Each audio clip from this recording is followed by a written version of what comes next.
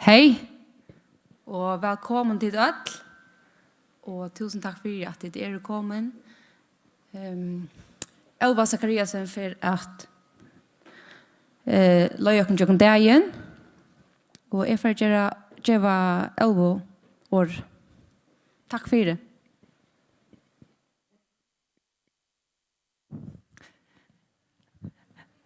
Ja, takk for det, og velkommen til hese her Ráðstevna, og takk for det, Kitty Madsen, som har vilja kjøpe for seg her Ráðstevna. Jeg skal beina veien si av vittikon at tid kunne få at ikon et sår som ute i gongene, og det så leis at det flere oppleggshaltere som halter sitt opplegg av enskon.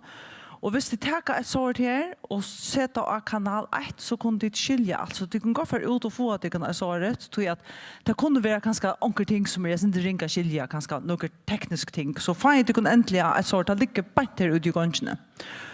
Og så kan jeg si at det er ikke tid som har finnet tinnitus til horen som fløyter her, og det er sin riktig av fåene at ikke er fløyta, men det er godt ting til å si at det er gammelfolk høyre, ikke sånn ljå. Så hvis de hører det, så har de et ung øyre.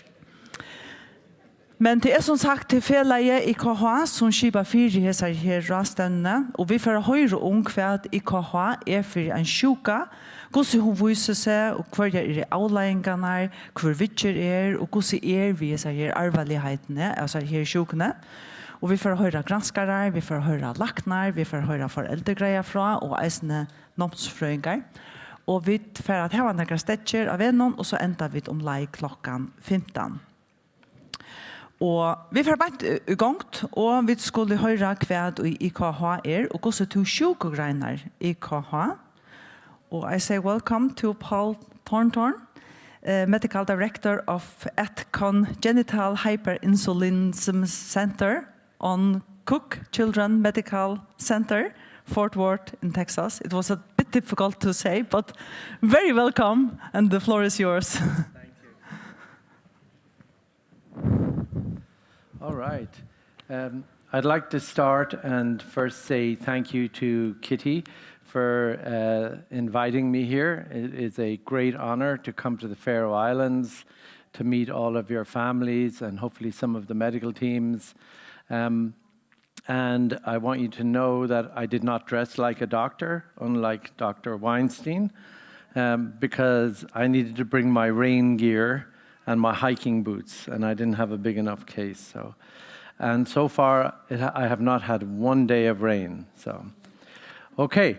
I'm going to talk to you today a little bit about ketotic hypoglycemia. We'll start off with some background information for the families, and then we'll talk about some more advanced information for doctors and nurses. So the definitions. Hypoglycemia is the medical word for low blood sugar. And sugar, which is the medical word for that is glucose, is an important source of energy for the body, especially after we eat a meal. And the sugar is absorbed through the stomach and intestines, and it travels throughout the body, goes to the liver, muscles, the brain, where it provides usually about 95% of energy that the brain uses. And it's important to remember that hypoglycemia is not a disease. It is a biochemical marker or a finding that tells you that there is something wrong. So people should not say, oh, I have a diagnosis of hypoglycemia. That's like saying, I have a diagnosis of a fever. And you would never tell someone I have a fever. You would say, I have a fever because of the flu. So hypoglycemia is a little bit like that. And it's important for doctors to remember this, that when you find a low blood sugar, that's the start of the journey and not the end of the journey. So ketones or ketosis means that you've got elevated ketones in the blood.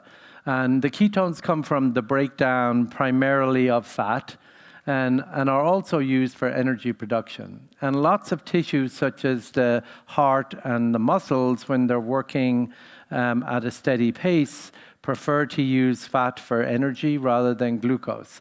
But they can use both. But there are some organs that can't use the fat in its full form of triglycerides and need those triglycerides to be broken down into ketones. And that main organ is the brain, because the brain is not able to get the triglycerides or the fat across. It can only transport the ketones. And normally, in a normal state, there are very few ketones in our blood. So this is why the brain usually uses glucose.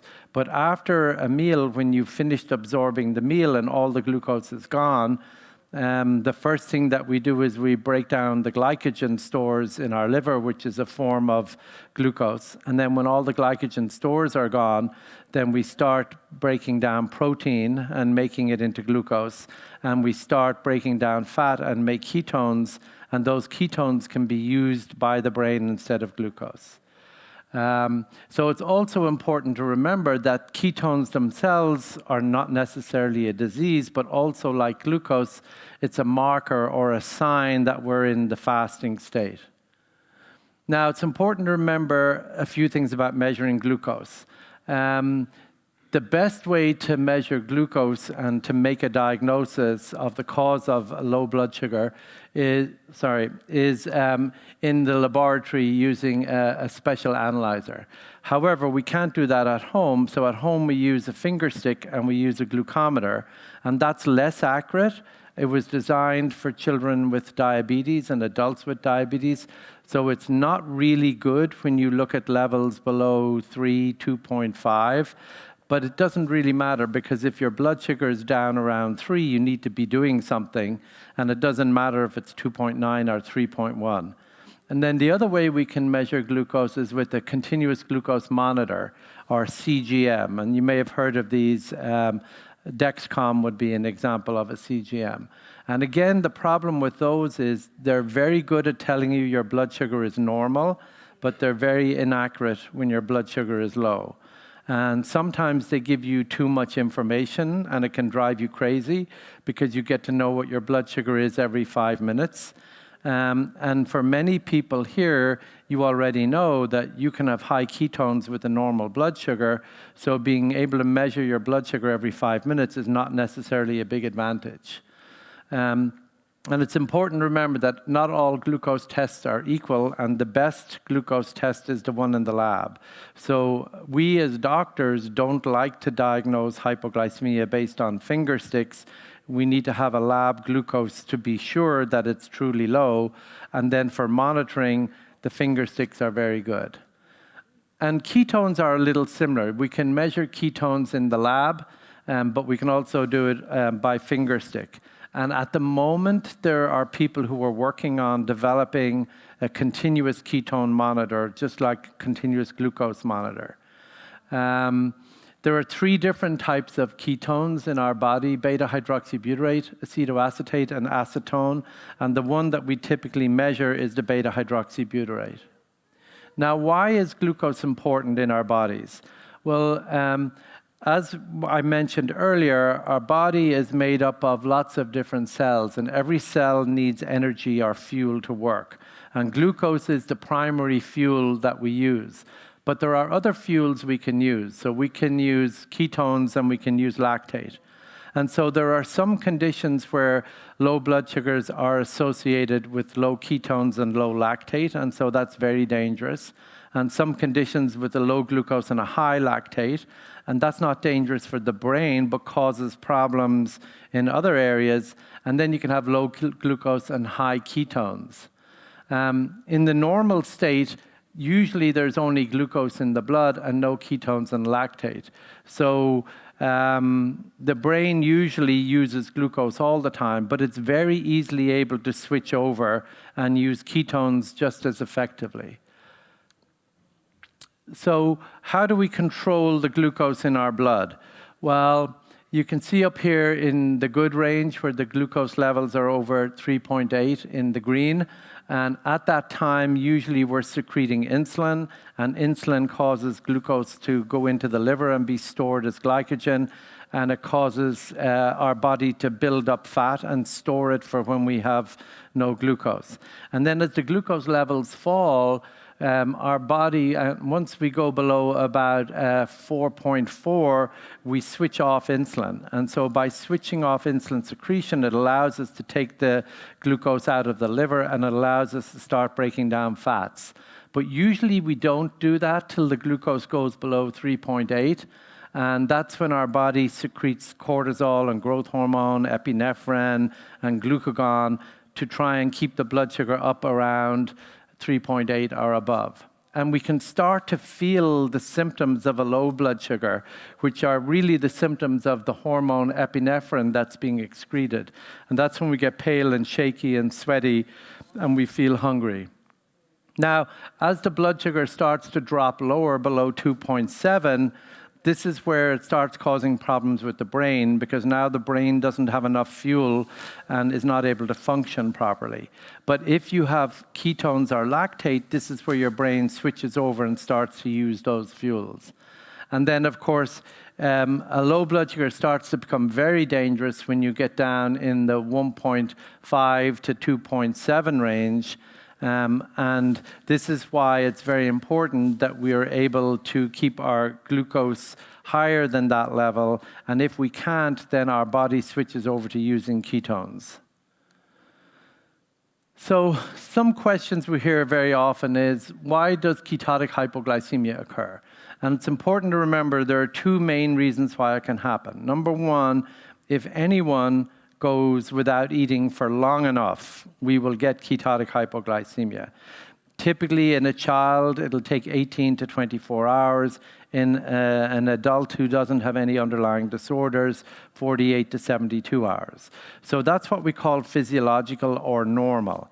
And then there's what we call pathological or abnormal, which is when you have a disease condition, and these diseases can be hormonal diseases or metabolic diseases that can cause ketotic hypoglycemia.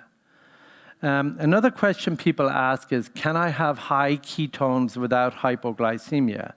And the answer to that is yes. Now, normally, as the glucose falls, the ketones start to rise.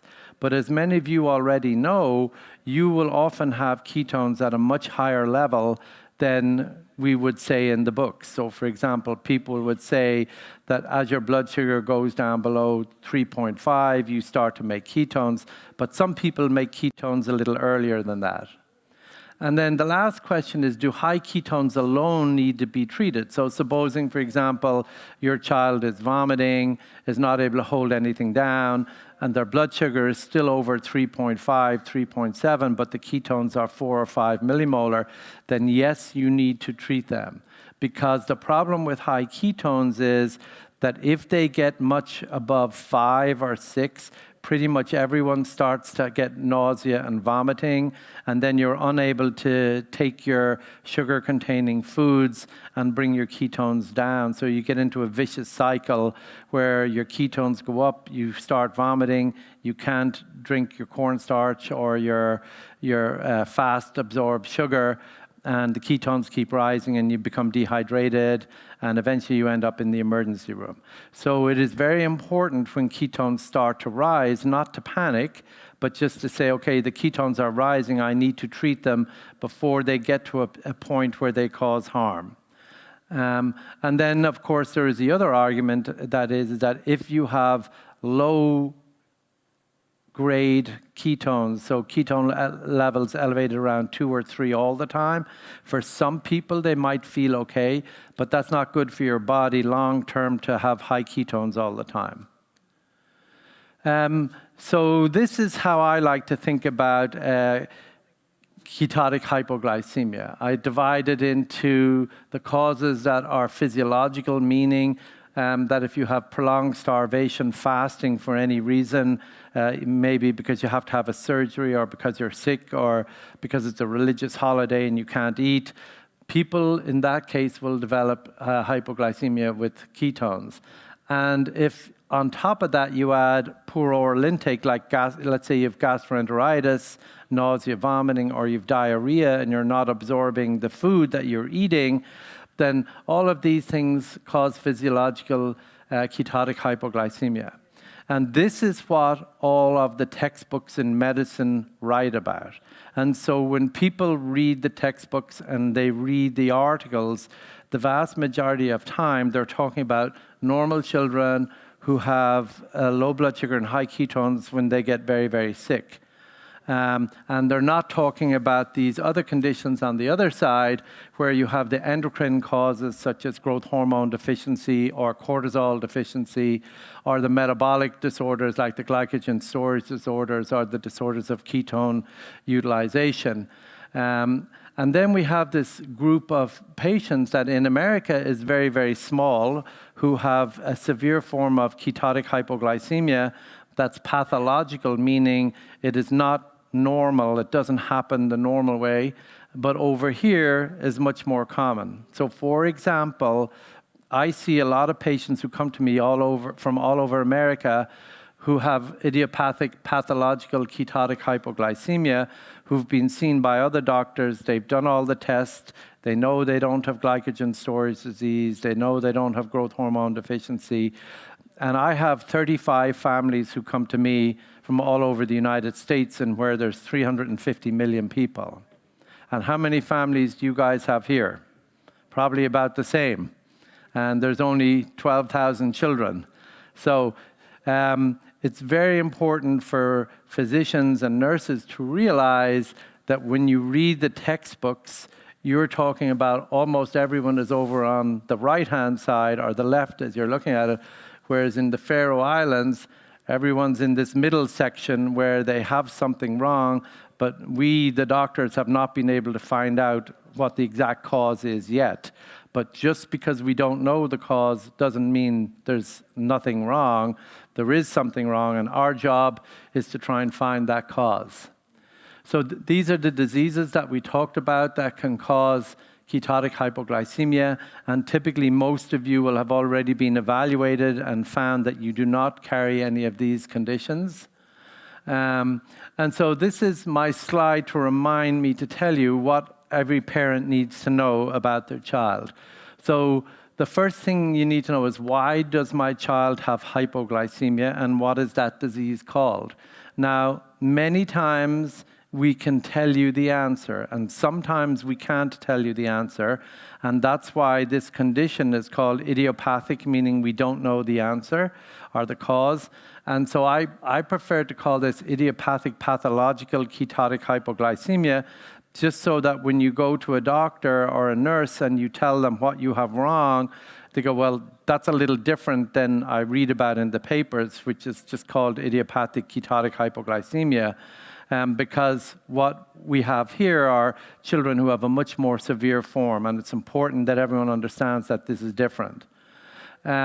The next question you all need to know is, how should I monitor my blood sugar and my ketones? So that's where you sit down with your physician and you have a plan that every day I'm going to check either my blood sugar and my ketones once a day in the morning, or only when I'm sick. Whatever your child needs, you have a plan, and you keep a careful account of that plan. And then you record all the information that you get.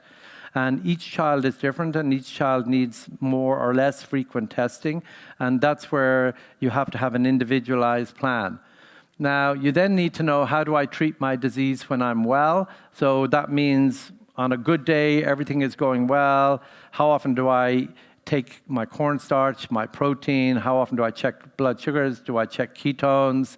And how long can I go safely before my ketones start to rise? And it's important to understand that. And for some families, that could be 6 hours. For others, it could be 9 or 10 hours. Every child is different, and so everyone needs to know for their child what that is. Excuse me a second. Okay, and then the last thing that we all need to know is, how do I treat my child when they're sick? And for this, it's important that you have your sick day treatments, and this could include drinking small amounts of rapid-acting carbohydrate like Gatorade, for example, with electrolytes, drinking plenty of water to make sure your child doesn't get dehydrated. But more importantly, you need an emergency letter. An emergency letter is a letter that you take to the emergency room, and it does a lot of different things. And we'll come back and talk about that emergency letter a little bit later.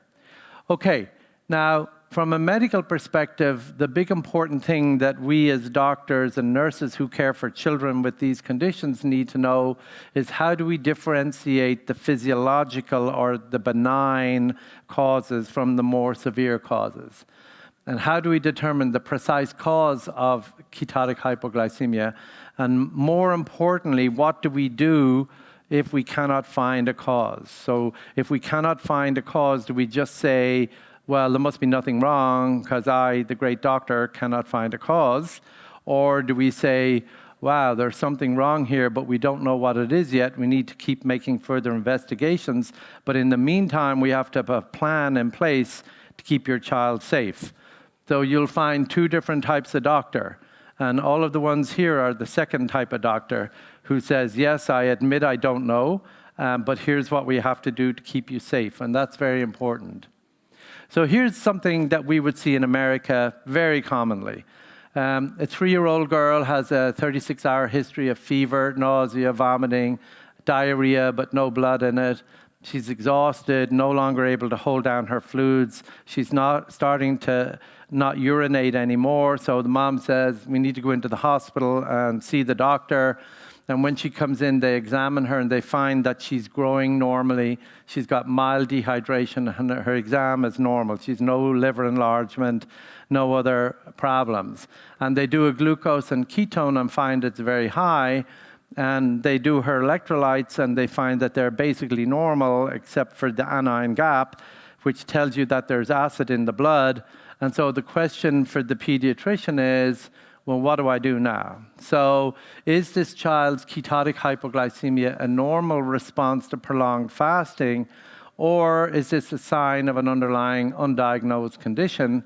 And then when they've thought about that, they need to think about what do I need to do to treat the child.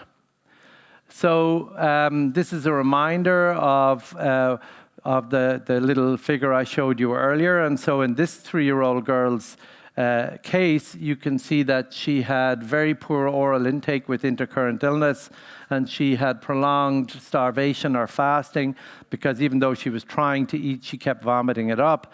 So in this case, it's most likely a physiological cause. Now, one of the questions that we have in the United States is what is the frequency of serious disease in children who come to the emergency room with hypoglycemia? And so there's been a couple of studies that have answered this question. And Dr. Weinstein did one of the very first ones back when he was a little fella in the 90s or 80s? 1998. And this was before we had screening in the United States where they identified some of the disorders of fatty acid oxidation. So this paper here is from our hospital, and this is this was done a couple of years ago, and so all of the babies are screened for metabolic disease in the newborn screening. So, and almost all of those are detected, not 100%, but at least 99%. And so these numbers are sort of a little different for you guys because you don't even have this number of people on your island. But we saw 225,000 children came to the hospital over a 2-year period. And that was 2,150 visits a week in our emergency room. And we looked at children aged more than 1 year and less than 18 years. And all of these children did not have hypoglycemic disorder. So let's say a patient came and they had glycogen storage disease. They weren't counted in this study because we already knew what the cause was. And what we found was that 1 in 1,400 children in America who come to the emergency room have unexplained hypoglycemia. And of that, 10% of those children had a serious underlying condition. So this is a condition in which we were able to make a precise diagnosis. And then the remaining 90% had ketotic hypoglycemia. And we'll come back and talk about them in a minute. Now, another study looked at the same thing, but they did a little differently. They looked at children who came to their clinic because they were referred, because the emergency room found that they had a low blood sugar and said, go see the endocrinologist. They didn't do the workup. And what they found was that they had 145 children who had hypoglycemia during intercurrent illness, and 8% of those had a serious underlying disorder. 7 had hyperinsulinism, 1 fatty acid oxidation disorder that was missed in the newborn screening, 1 with growth hormone deficiency, and 2 with some other metabolic diseases. But the rest all had ketotic hypoglycemia. So what we've learned in the United States is that most children who come to the emergency room with hypoglycemia have ketotic hypoglycemia, but 10% of them have a serious disease. So what people have now said is that this means that every child who comes to the emergency room needs to be properly investigated. And so that raises the question is, how do you approach the patient with hypoglycemia in the emergency room? Now, there's 2 ways that you can do this. You can do a critical sample on everyone at the time, and a critical sample is a blood test you do when the blood sugar is low, and that helps you determine the cause. But if you don't do that, then you can bring the child into the hospital and do a fasting study. And this is a way in which you can make the blood sugar go low deliberately in order to do a blood test at the time to understand the cause. And in addition, when you're doing that, you also learn how long it takes for the patient to develop ketones. And so at the end of the fasting study, you are probably going to be able to make a diagnosis, and you can have a management plan that says this child cannot go any longer than a certain amount of hours before their ketones start rising. And so these are the things that we measure in the critical sample. And so the question comes up is, if the critical sample is normal, does that mean that I do not have a disease? And the answer is no, because children with GSD 0, 3, 6, and 9, for example, can have normal critical samples, but they still have a problem. If I have a normal exam, does that mean that I'm normal? And the answer is also no, because children with GSD 0, 6, and 9 will often not have an enlarged liver. Sometimes they will, but often they won't. And so a normal exam doesn't necessarily mean that you don't have a problem. Does the duration of fasting help me decide if I have a problem or not? And the answer is yes. And it's a little difficult for you to see in this study, but this is a group from France who published the duration of fasting in normal children. And what they showed is in the blue line that the children who are the youngest became the hypoglycemic the fastest, and then the older children were able to fast much longer. And so the time it takes to develop hypoglycemia and ketones can be very important. And so here's another example of a study that looked at the blood glucose and the ketone levels at 0, 15, 20, and 24 hours in a group of children of different ages. And you can see that on the y-axis is the ketones, and as time goes on, the ketone levels rise.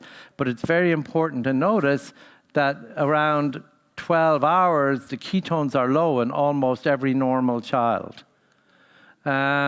So does the timing of the onset of ketosis help us determine if someone is normal or if they have idiopathic pathological ketotic hypoglycemia? And the answer is yes. But the problem is there's very limited data about what happens before 15 hours in the literature. And so Dr. Weinstein and some of his colleagues recently published a study where they looked at children who were fasting 12 hours for surgery. So these were completely healthy, normal children. And what they found was something like 98% of them had ketone levels less than 0.6, and only a couple had elevated ketones. And then we published a poster at a meeting this year where we show that most children who've recurrent episodes of idiopathic pathological ketotic hypoglycemia develop ketones greater than 0.6 millimoles by 12 hours. So completely different than the pattern in normal healthy children. This is a little difficult for you to see, but just focus on the graph at the bottom or the table at the bottom, and you can see that 78% of children with recurrent pathological ketotic hypoglycemia have ketone levels greater than 6 millimoles at 12 hours between the age of 0 to 3. But when you look at the older children, 3 to 10 and 11 plus, you can see that the percentage goes down. So I show you this graph to show you that there is hope that as time goes on, things get a little better for the children, and therefore the interventions may be slightly less. It's also important to know that for any given blood sugar, and you can see the blood sugar is here on the lower axis, and the ketones are on the y-axis, for any given blood sugar, different children will have different levels of glucose. So someone could have a glucose of 3.2, and their ketones could be anywhere from 0.5 to 3 millimolar. So it's very important for us physicians to understand there's not a direct correlation at all times with the glucose and the ketones, but there is a trend that the lower your blood sugar is, the higher your ketones go. So how do we know who we need to investigate as doctors? And the first clue is if the children develop ketones at a shorter time than normal. That's very important. If the glucose keeps falling when the ketones keep rising, because remember, in normal children, as your ketones go up to 2 to 3 millimolar, the brain uses the ketones instead of the sugar, so the sugar stops falling. So you get to this point where the glucose gets down to about 2.7 to 3, and the ketones rise, and everything stabilizes. But in many children, the glucose keeps going down and the ketones keep going up, and that's a bad sign. If the ketone levels rise too early, so if your child wakes up in the morning after a 12-hour overnight fast and the ketone levels are higher than 0.6, that's abnormal.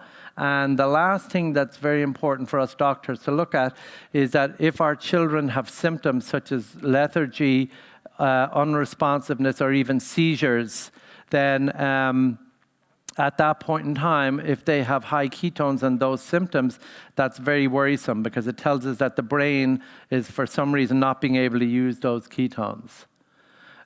So this is a new diagnostic algorithm that we've developed to teach people in the emergency room how to approach the child with hypoglycemia.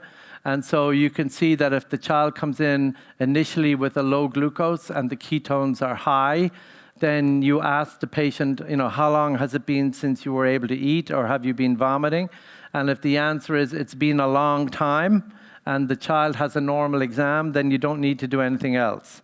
However, if the mom says, well, they had a meal last night at 7 o'clock, and when they woke up this morning, they were unresponsive in bed at 7 o'clock, so they've only been fasting 12 hours, that's not prolonged. And so in that case, they need a workup done. And of course, if they come in with a low blood sugar and low ketones, that's even more serious. And almost everyone who has a low blood sugar with low ketones will have a medical problem. And so they have to have the critical sample done. And then the next steps are to figure out if I do have a disease, what's the cause of it. But some children will fulfill all the criteria that looks like they're normal, but then 6 weeks later, they come back in with a second event, even though the parents did everything they could to stop it. And that's a sign, if you're having recurrent episodes, that you need to be investigated again. So this is basically how you do a fast. And the most important thing for people to remember is that you have to monitor the children very carefully during a fast. It can be a little dangerous doing a fasting study. So there are certain tests that we as doctors would do before we did a fasting study, like an acyl carnitine profile, for example, to rule out fatty acid oxidation disorders, because they're dangerous to do a fasting study in. But if you've done all that, then you bring the child in, you monitor the glucose. As the glucose falls, you increase the frequency of the glucose testing, and you do the same for ketones. You start to monitor the ketones, and as the glucose falls or the ketones start to rise, you increase the frequency of the testing. And that's something that's new that that the doctors won't read about in the textbooks. In the textbook, it says measure the ketones at the end, but now we've learned it's important to understand how quickly the ketones rise. And then, of course, you do your critical sample at the end and you draw all your labs, and then you can do a glucagon stimulation test. And we usually do the glucagon stimulation test in the kids who have low ketones, not necessarily high ketones. And so the fasting study helps us understand the cause of the hypoglycemia, and it allows us to determine where the problem is in the process of our body fighting against hypoglycemia, which allows us to do more specific genetic testing to try and make the diagnosis. And then the last thing the fasting study does is it allows us to understand when the ketones start to rise, and therefore what we have to do to prevent that. So the emergency management of this is for the diagnosed patients. So there's two ways that you guys will probably end up in the hospital. One is because you've got a low blood sugar and high ketones, in which case the doctors need to give a bolus of glucose and over 1 to 5 minutes, and then they have to give an intravenous infusion of glucose. And you run that infusion until the ketone levels have come down nicely and the child is able to eat and drink again. Or you can come into the hospital with high ketones and a normal glucose, and that happens typically because you've been taking your cornstarch, you've been eating your protein, and your body is able to fight the hypoglycemia, but it's not able to fight the ketones.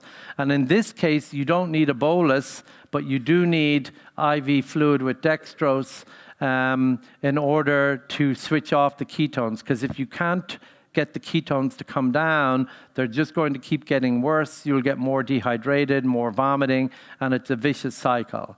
And so, again, you run the IV dextrose with electrolytes until the ketone levels are low and the child is able to eat and drink. And the last thing I'll talk about is the emergency letter. Why is it very important that everyone has an emergency letter? Well, the first thing is it tells the doctor that you're under the care of a specialist. So now they know, well, okay, I don't need to do a critical sample because all of this work has already been done, and all I need to do is just get on and treat.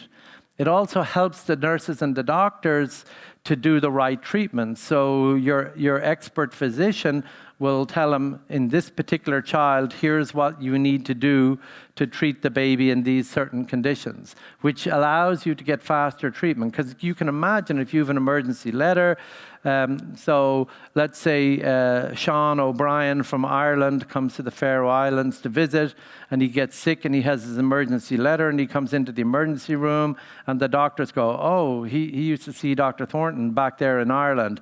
So they already know what's going on. Here's the treatment we need to do. So the nurse calls the doctor and says, I have this patient with this condition. He has a letter. It says, do this. And so shall I go on and do it? And he says, yes, do it. And you get treatment much faster. And the quicker you get treatment, the quicker you go home, which is better for you, and it's better for the hospital.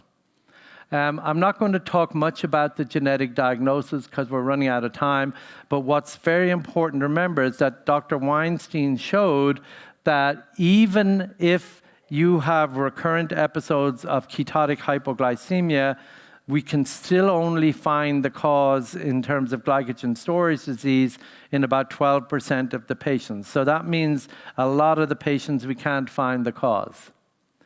So in conclusion, physiological ketotic hypoglycemia is very common, and in the United States, probably for every 99 patients with physiological ketotic hypoglycemia, we have one with pathological hypoglycemia. And in the Faroe Islands, it's probably 75% have pathological and 25% have idiopathic or have physiological. So here, the doctors have to have a different approach in the emergency room than we would take in the United States or in Europe. And that's important to remember. And I think the nice thing about the doctors here is that everyone understands that we are a special community and that things are a little different than we might read in the textbooks. So it's very important to know that. 88% of children with recurrent ketotic hypoglycemia have no cause found, and that's why we're all here today, because we want to learn how we're going to go about and find the cause. And interpreting the fasting studies includes monitoring the progression of ketone development during the fasting study and not just at the end point. So with that, I'll say thank you. And these are the pictures I took on my journey around the Faroe Islands. It is an honor to be invited here. I had a great time, and I'm looking forward to seeing you all and talking to you in person.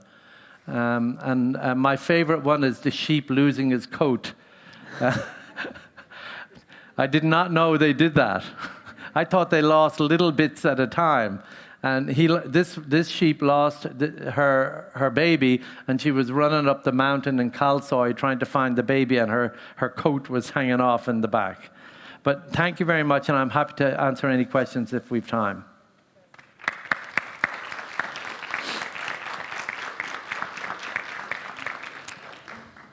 Thank you very much, Paul. Det noen spørninger til Paul, så kunne vi få svære en spørning. Kjøtt. Hånden er oppførst her. I have one question. Yeah. This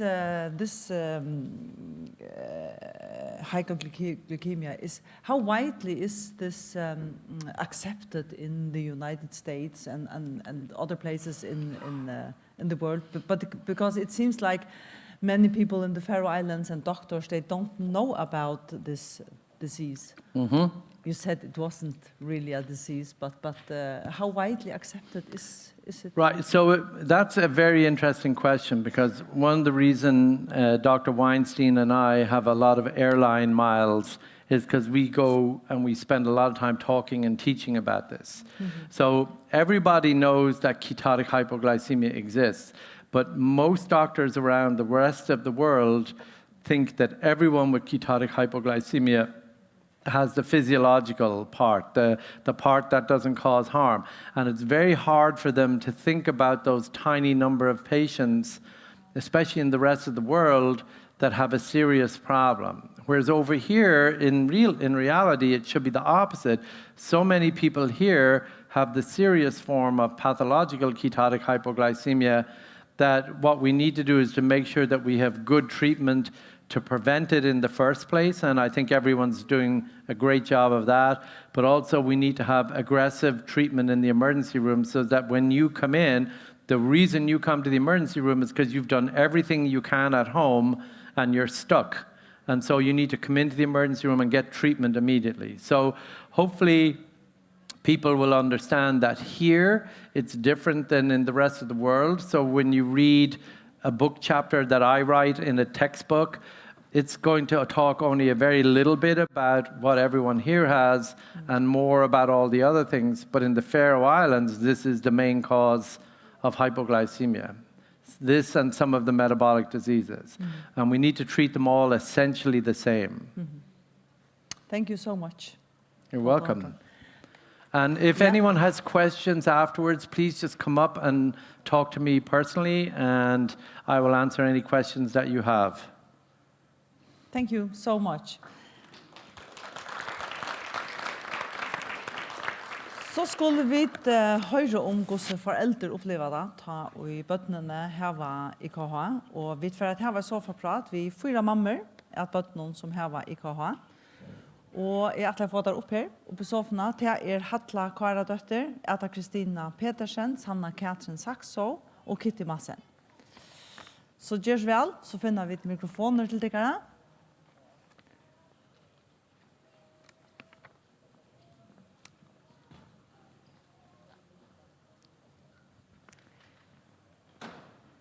Og atan så får vi at høyre Námsfrøðingar greier fra hvordan de opplever at heva bøtten av stånden som heva hese her sjukene.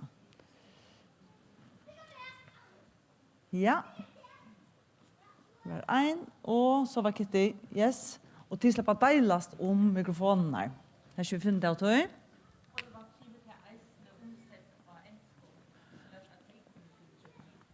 Ja, vil det ikke Kitty? Ja. Det blir omsett til engelsk. It will be translated to English, yes. Good. Okay. Så yes. Her. Sitter dit vel? Ja. Yes, ha? Ja.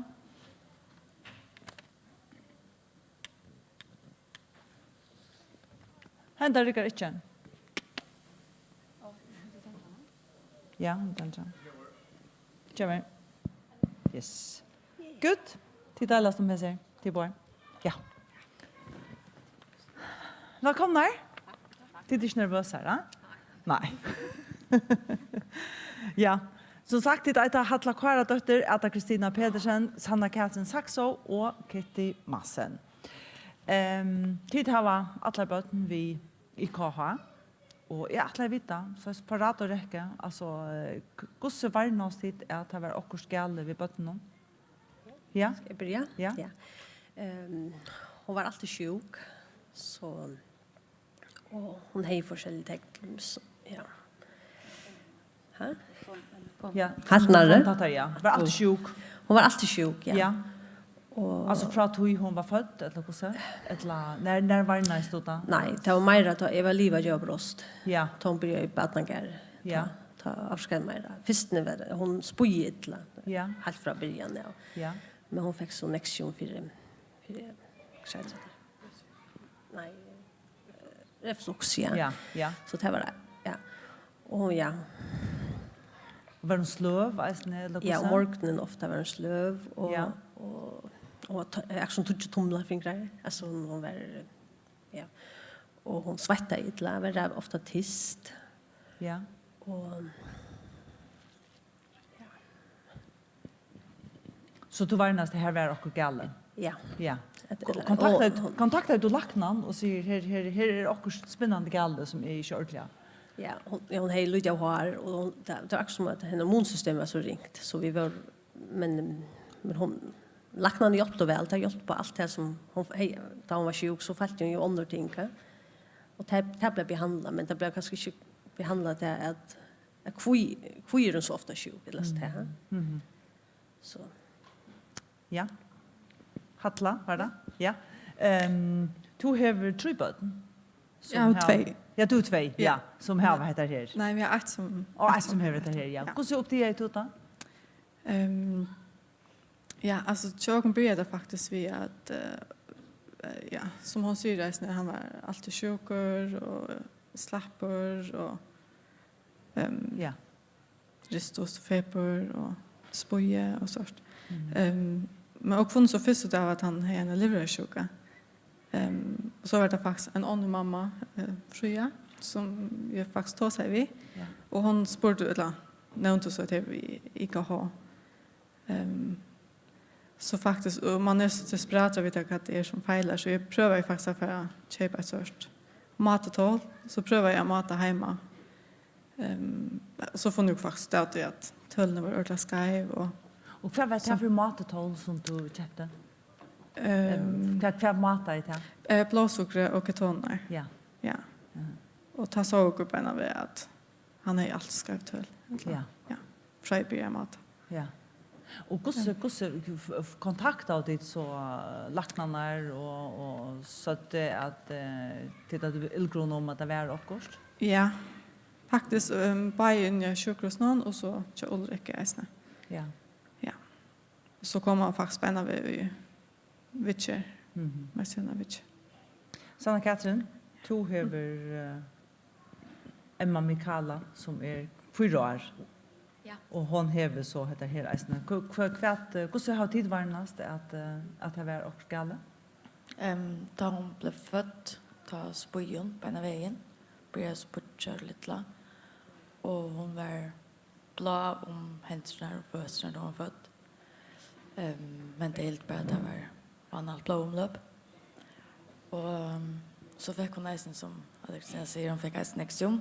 Men det hjälpte inte, det var ju just det som var gale. Nej. Och hon gränjade i öljitla, var alltid ett la 4. Svettade i negg, måtte jag ofta enten skifta kotta eller vänta kottan och flera.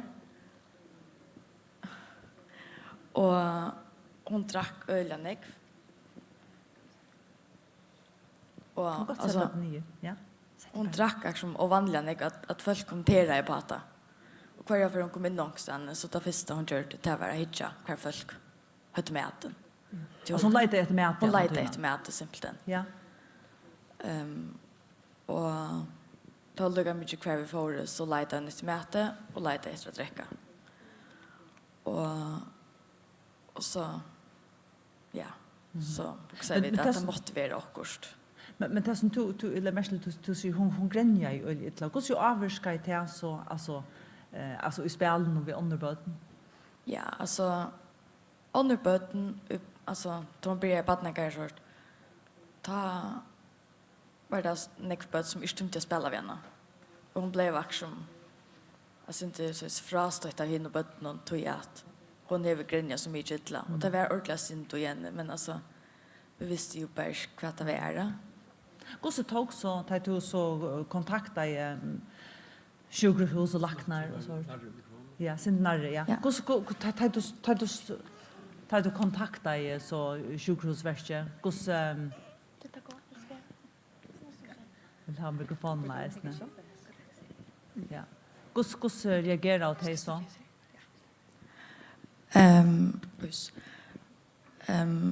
Vi får lackna några kafé och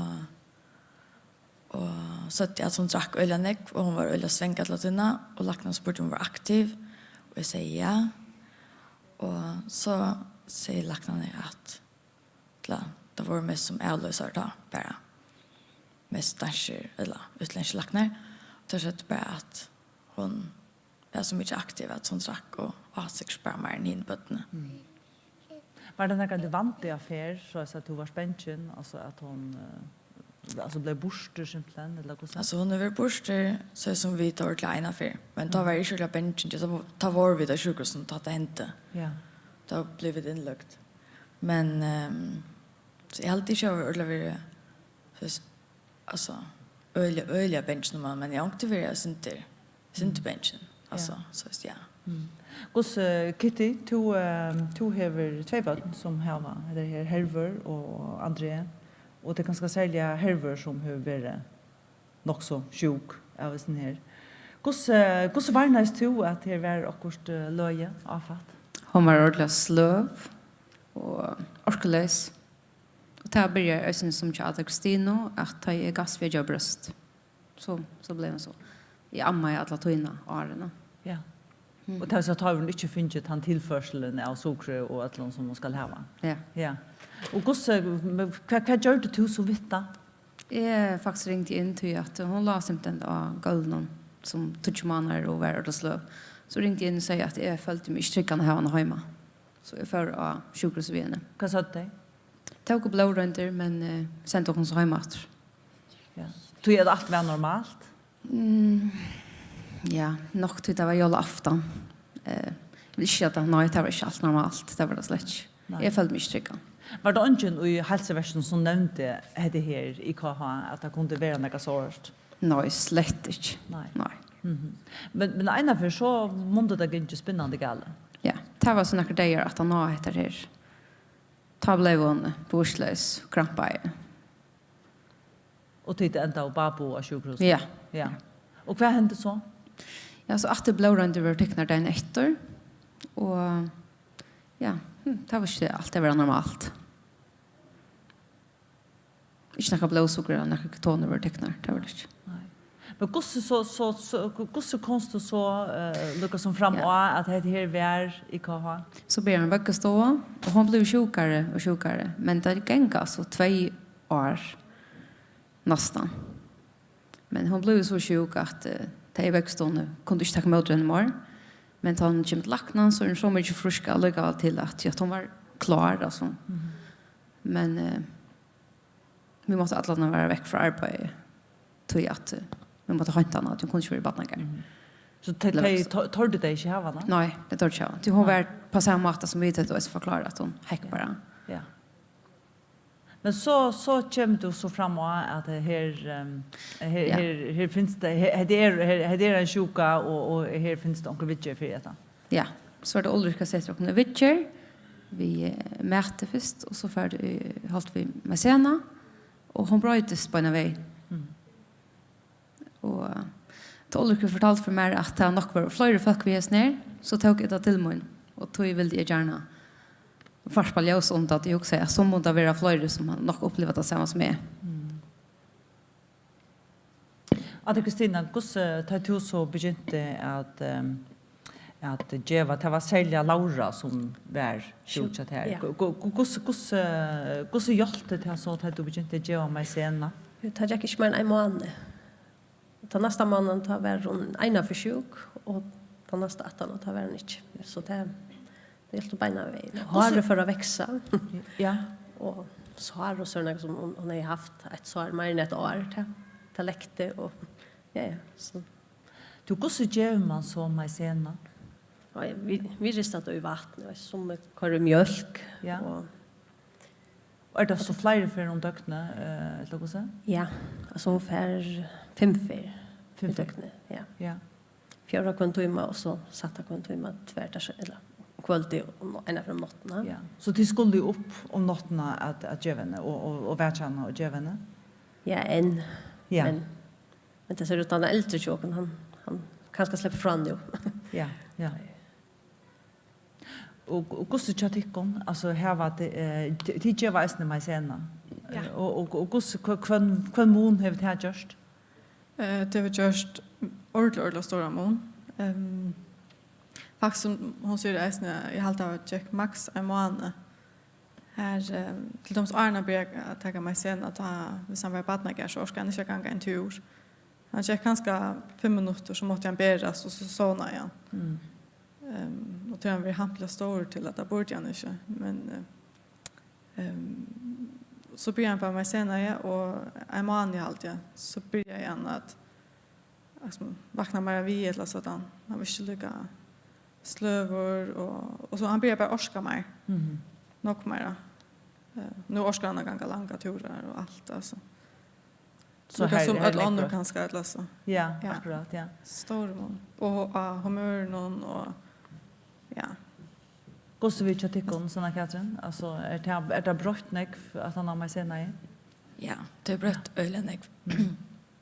Vi da var hårspeg fra familie og badnagærnen og øren foreldren at hun blevet helt annerledes. Hun ikke lukket grenjut, og hun dår spela, og hun bøttene spela vi henne vel i badnagærnen og eisene at hun badningar stod jo i vikskiften og så kom bøtten og spyrir etter henne, ja.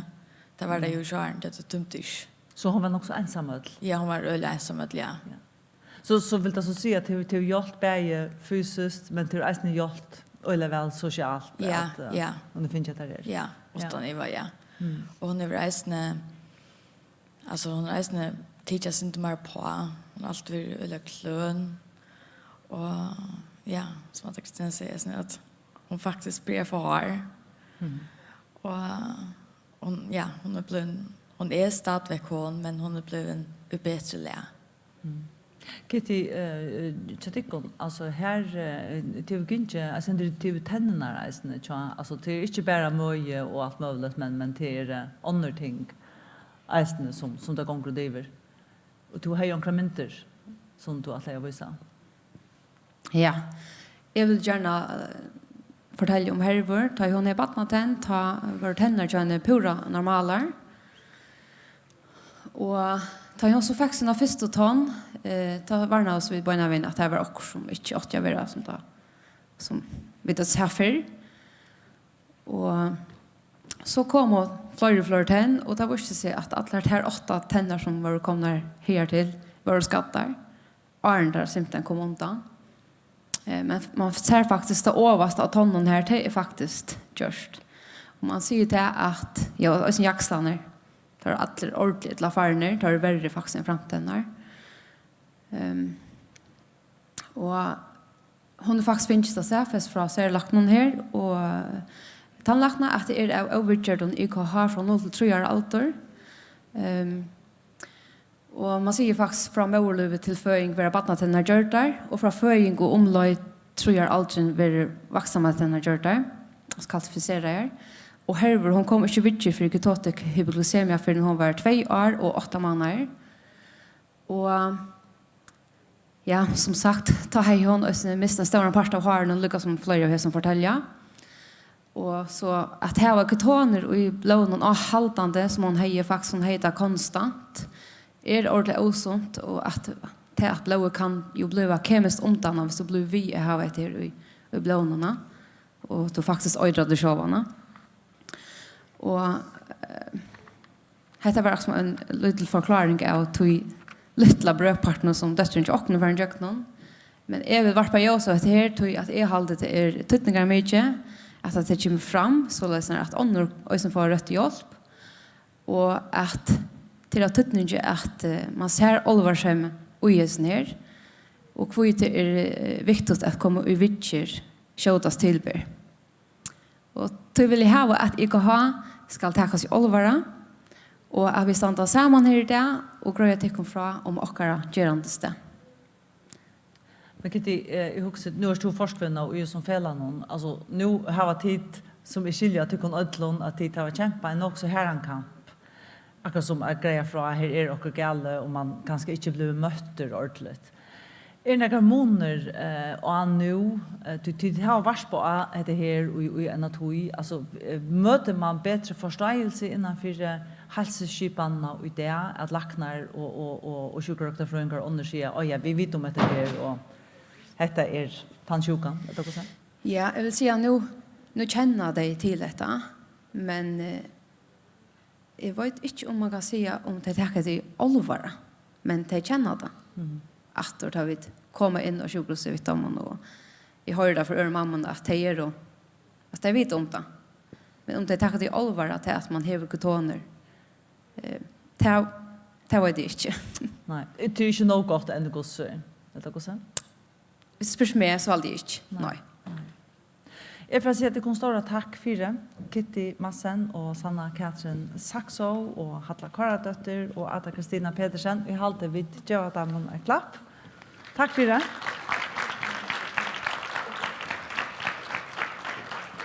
Och så skulle vi ha Námsfrøðingar upp här. Vi skulle nämligen höra gosse. Vi hörde att Kitty grätte från att hej dagstånden och hörde till att här var döttrarna och tog att hon var ofta så sjuk. Och nu ska vi höra hur dagstånden har upplevt och tacklat det här vid att här var böten vid IKH. Och det är Emly Djurhuus och Andreasen och Heidi, Borum, Davidsen som är Námsfrøðingar i dagstånden Kora i Kotlafire som kommer att greja fram. Vi skulle ha några mikrofon. Hade finns mikrofon? Nej, här. Han kommer med mikrofon till dig. Jag vet inte om vi får hinna äsne, men du får gossor ena mikrofon och gossor så. Görs väl. Ja, snacka ner igen. Ja, här är det tvär så. Ja. Rickard. Hallå. Ja. Jo, okej. Jo, ja. Yes. Hej. God dag. Vi är tre starsfolk ur Kora. Och jag heter Heidi och så och Emly. Och vi kommer greja fra om Herver och henne har första tog i Vökkestående. Och så är han i Patnagar.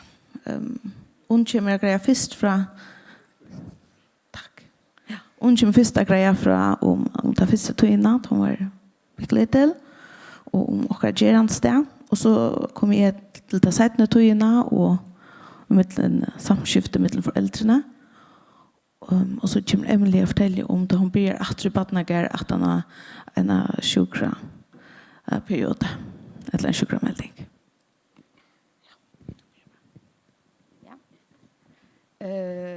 Herver hon var touchman att han börjar. Ja. Herver var touchman att han börjar i och i Vökkestova. Och då han kom så var hon smilande glad. Men hon var alltså hon är inte gav mätarlist. Det är inte. Och vi måste ofta mäta henne. Vi faktiskt ordrar små bitar till att hon tröstar sig faktiskt inte men hon äter lika väl. Och men hon var inte sjuk. Det finns tunna och det vi minnas till. Och hon och det var inte att alltså föräldrarna huxade näck om mat, om kost och fick näka gott. Hon fick inte näka så packa vi körst och mikromat och allt det där. Så det var inte maten som gjorde att hon inte vi visste ju inte att det var att inte hon gav mätalist. Men alltså hon var glad och spalt. Vi minns inte när det allra första året faktiskt. Alltså till vi flytt och faktiskt från Nutjanstone i november i Seijan. Då hade vi minnas till att de begynte att bli syntemöra sjuk och var ofta sjuk. Ja, förresten hon blev inlagt och startade för allt det här kitty om. Att hon blev inlagt vi fick ta av vita att det var epilepsi så var det om henne. Passa på att det var ett atmosfär till henne. Och var ofta sjuk och lunge och det var som vi minns inte när vi ringte hem till. Och då vi kom över Koro ta minnas att hon blev mer slapp och var sjuk utan feber. Loften och sofna. Ettla satt ju en bok. Hon orskade inte. Hon mäknade en löta. Spalte jag sintor. Men det var alltid samma vi en vuxen. Att det växer värld. Och ja, som vi såg så får vi alltså här klockan 8 hade frukt och sangla ta tömt en ordentlig väl. Och det som vi vet nu frukten som inte görs den särskilt gott som hon älskar jag. Då vi så ut i gärnon så spalte jag. Men allt det här som vi en vuxen, alltså synar en vuxen för inte för långt väck. Och blev kött med ute, men inte så att hon var slapp och ett la fyra, men bara ja. Hon var rolig, frialig, gentla. Så det tog så inte morgon till att hon var bara särskilt sensitiv. Och mätbacken till att hon inte så jävla väl alltid, faktiskt. Ikke vel til, sikkert tror jeg at hun ikke har haft metalist. Så da hun ble lagt å sove, da ikke alltid hun er ete. Når jeg kan si litt. Hun svev lunge faktisk, opp til 4 timer. Og det var også sånn, det var vet til sommer, og hun var ung og klem og bare båtstokk, og kanskje bare lykke i døgnet når man er så.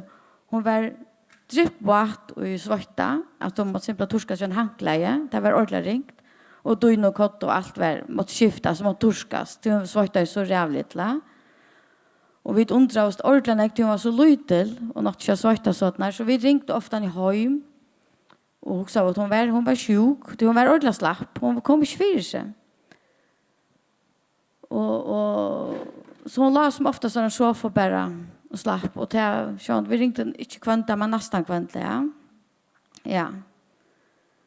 Men att det här så huxar vi inte att annat hon kanske bara är lockt i munvärj och såna att det var inte några mer än det.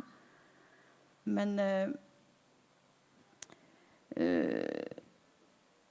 alltså det som hände dem till allra bäst det var det roliga spölna och var inte pjoj spelet till öron så jävla näck. Hon var pjoj på så mat att hon hukte ett och följde vi i spelen och Katrin gjorde. Och för inte på i sån rolig spöl alltså att borstast och renna runt och det gör det inte. Det mesta var bara att hon sätter en bok. Där vill oss näkva söver i handskottet eller soffan och teckna i lumma i såna allt det som var roligt, det som inte kraudde näka av henne. Det gör det hon var glad för att göra det. Ja. Så ja. Alltså det var alltså hon var slapp ta över. Men inte med utan feber. Ja. Vad tror du snäck mer att säga till det. Alltså vi ringde han ofta i hem och undrar oss snäck. Kvita var så där. Ja. Jag har alltid det var så något annat som jag kan se under första tiden så. Ja. Ja. Ta sista tiden så är en här vi fick stäfest sina 20. Här kan ni se att hon var alltid en glad och smilande jenta och alltså hon hejade det gott. Hon mättes bara inte som in i vattnet.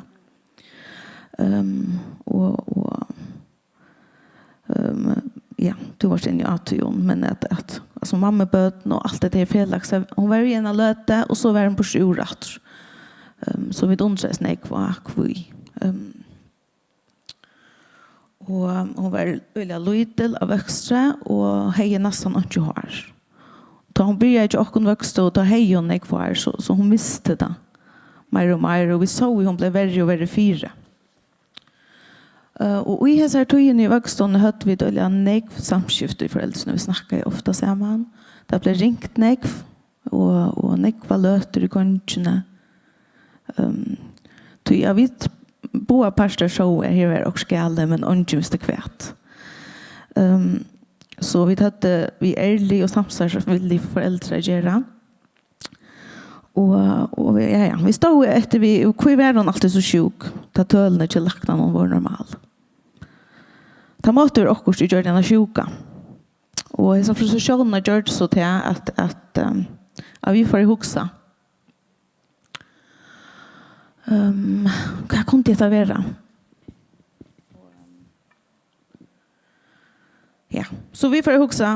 Hon blev brottliga nog så i Örvide och benchen och lite pusselbornen. Kanske var också gäll vi Johan känner. Och hon hade inga mätarlist till bjudsen. Kanske tålt hon inte mjölk. Här var också kanske här. Och en av två gilde lackna när hon hade CTD. Epilepsi. Var ganska också gäll i Patnagar någon som gjorde henne sjuka. Hon hade en EU-gäng lästlöv. Och här var flotande i flera månader. Så sände vi på föräldrarna sände att lackna och kan affären och här var allt normalt. Så vad var gale? Vi hade här var i alla fall tre föräldrar som åt arbets och en jenta som inte mäknade över vuxen. Hon var slack och hon var oupplugged. Ringa metalist. Vera lukal gå nem. Skilt i allt som var sagt vid henne. Og ikke ilsent, men helt grenjot og ådelpass. Hekk alltid en vaksen. Ja, og så får vi da undrast og ivast. Ta i helt anna ikke mening, så kanskje løte den slik ikke sova, eller gå den ikke nåttra, eller kvart varda. Men ta samsvar bare ikke vi hese kompetente, gode foreldrene som vi prater enn ikke vi. Så det gav ikke mening, men man rønte bare finna grunder til hvor hun heida så ringt. Og så kom bøyene at nu visste det hva felte og hva skulle det gjørast. Og vi var rævlig glede. Og jeg halte, vi snakket om, vi så Mona henne fra det til dags, beina veien. Og ta være midler ved å finne det, og heita kan hun ikke, kan de en kvarsta, eller en minne en kvarsta banan, og så et holdt blabber, og det var så synd at vi måtte teke seg og velsikne fruktene fra henne som hun elskar sånn jeg. Men jeg har alltid herver tog det ordentlig og godt, til hun visste på en av veien hva var godt for henne kropp og ikke, og hun sier, nei, hatta kan ikke et. Så ofte spurte vi denne. Er det ok? Nei, hatta kan ikke. Fint, så finner jeg dere andre. Ja. Og hun begynner at spela mer, og vi pjoi, og vi hinner bøttene, og begynner styra spelen, og hun setter krøv til bevaksen og bøtten. Og hun rann og råkast. Så dette var helt utroligt. Her har vi noen mindre herver. Hun ekvatorer, og hadde medpakket vi, og ikke alltid å beete. Og her hun og Madsen klemmast. Homer sender at har ikke ordentlig for den vekse her. Og så har hun ordentlig lenge front, altså ikke myndene. Her har hun så verre i Madsen-avitjer og i godt hormoner. Og sender meg ganske.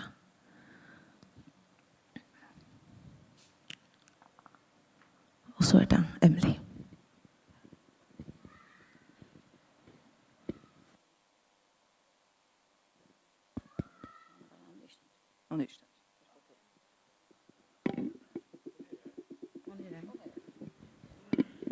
Okej. Ja, det är det. Ta och här så kom Batnager. Ta var hon blev 4 år och hej vi hemma till föräldrarna och vi blev stabil och till sjukna som hon hej. Så vi tog emot herver och en jag blås då. Botche herver Andrea han är ginkar åren och checka oss ner komma oss ner gänga efter arbetet. Och så fick vi ett annat session per som oss ner i IKH. Så vi blev sett öle väl in i tinchene, in i sjukna, vad det där var för något. Ta vi tog emot bötterna. Vi møtte oss kvällte sammen med foreldrene og bøttene. Og vi blev lært at prika. Vi blev lært at läsa töl och telefonen och nej en sensor som var på armen så har jag en telefon och i undertröjne i lomman och undertröjne och vi tar en telefon vi och kon alla såna som var och så lärde vi dock att läsa till tölen som var här. Vi blev lärt och kvart hon kunde äta och kvart hon inte kunde äta. Och som Heidi ösen säger så var en öle kyla gå var en öle kyla gå den kom patnager. Och visste akkurat hva han kom til og ikke kom til, og akkurat hva Andrea kom til, kan han ikke kom til. Så hei, øyla skylda går jenta. Vi tar det øyla godt, samstår vi foreldrene, og det var øyla godt. Det var første tøyen, da han kom badnager, vi alle disse utgjørende, hun var en senter stressante for åkken starsfolk. Brottliga så alarmer och telefonen och vi visste att alarmen var östen till föräldrarna. Så vi rönte få fäder och såna alarmen och vad var det som gjorde att det var alarmer så ringte föräldrarna vet om vi tog trämmar allt och stövne och så det var sånt stressande första tiden när vi hött och vi lärde oss om att häva det och att finna det och var gott och så vidt slapp undan alarm. Och jag minns att någon också stått att ta minns det att pappi här säger att han följde sig pura tryckande för att arbeta.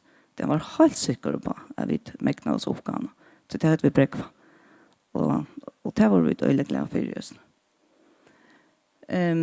Här var hon, vi utgjorde på ena vägen att hon skulle bara komma in akkurat som ett underbött som badnager.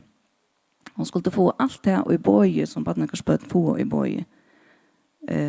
Och tjockon vi är öljande ute, vi är redan kvar turar ute i nattturnar på i fjör och heja. Vi har fime och höll och svimning och allt det som kräver eka orsko av en vattne och ganska sälja en vattne som ska äta sig så nek för tillta. Här var alltid vi på det. Hon säger alltid ja till allt det som vi bjöd av. Men är vi så för att det så turarna så packar vi tasko. Packar tasko vi öllum vi skulle ha vi blåsockerapparat, Gatorade, gelé, pilser, ostar, smörpacka med sena och eka med sena och allt det. Jag minns en vikarie säger ena för vi och att det var akkurat som man packar in en pussletasko. Det var i nyfinkar.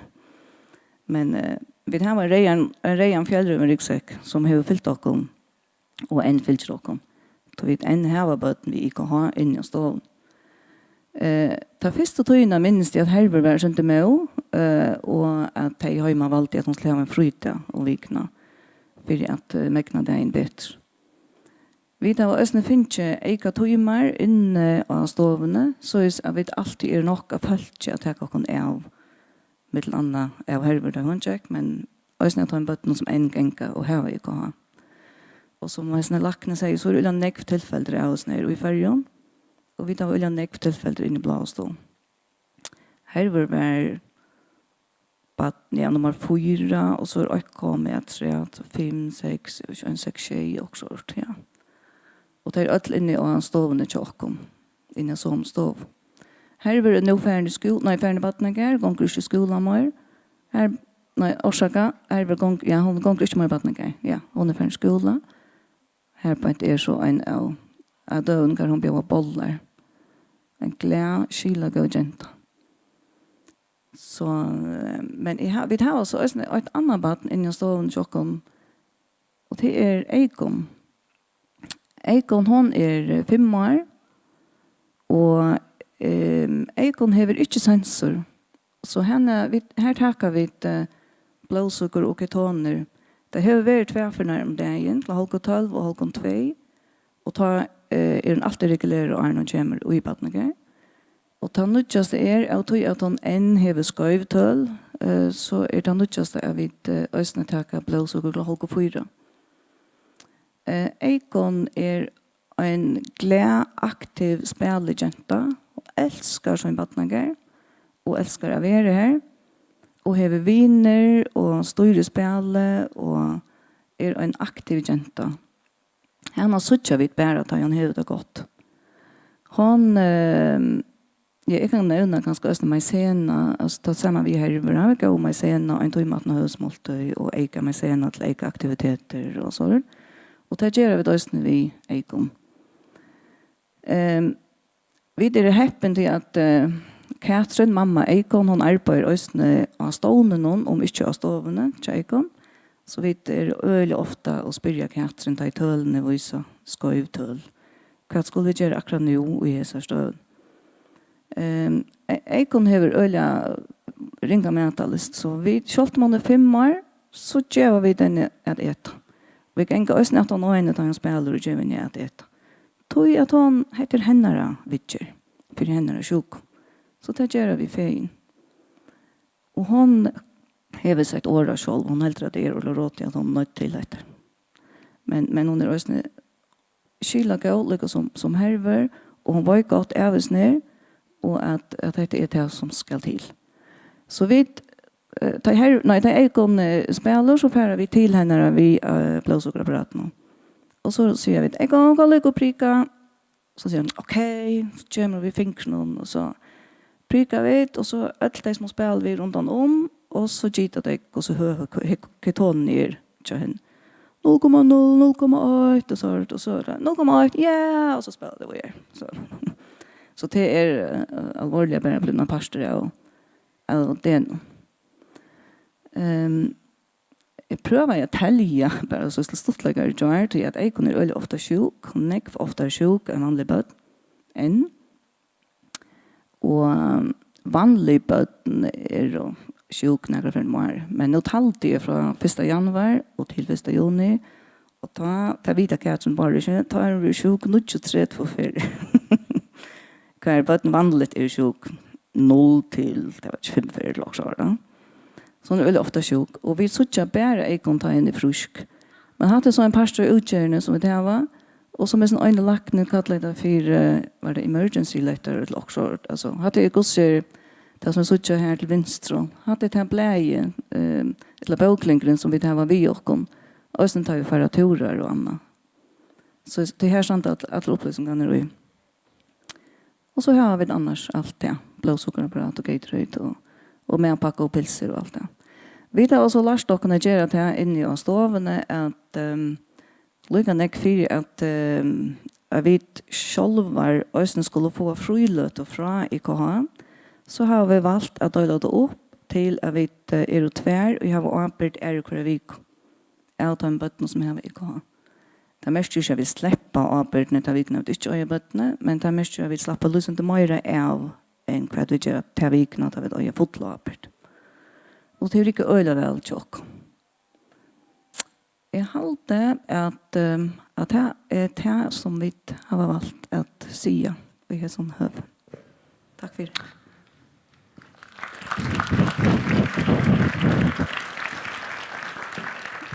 Ja, och värst står det tack för Emly Djurhuus och Andreasen och Heidi Borum Davidsen. Och så en kaffemåneder utanför alltid med då att söka och vi tar en stäck och vi åter här klockan 11:30.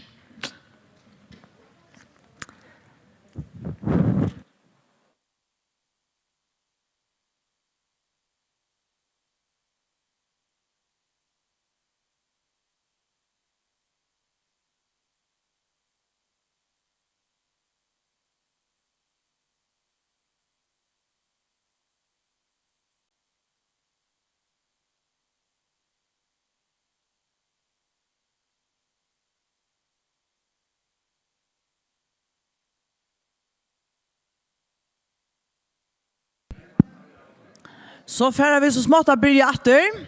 Så hvis du lycka kunde fylla det kunde lägga nötter och köra kaffe i koppen så färre det begynna åter om 1 minut.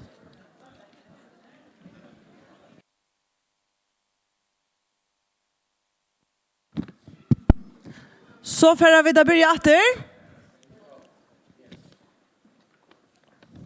We will start again now.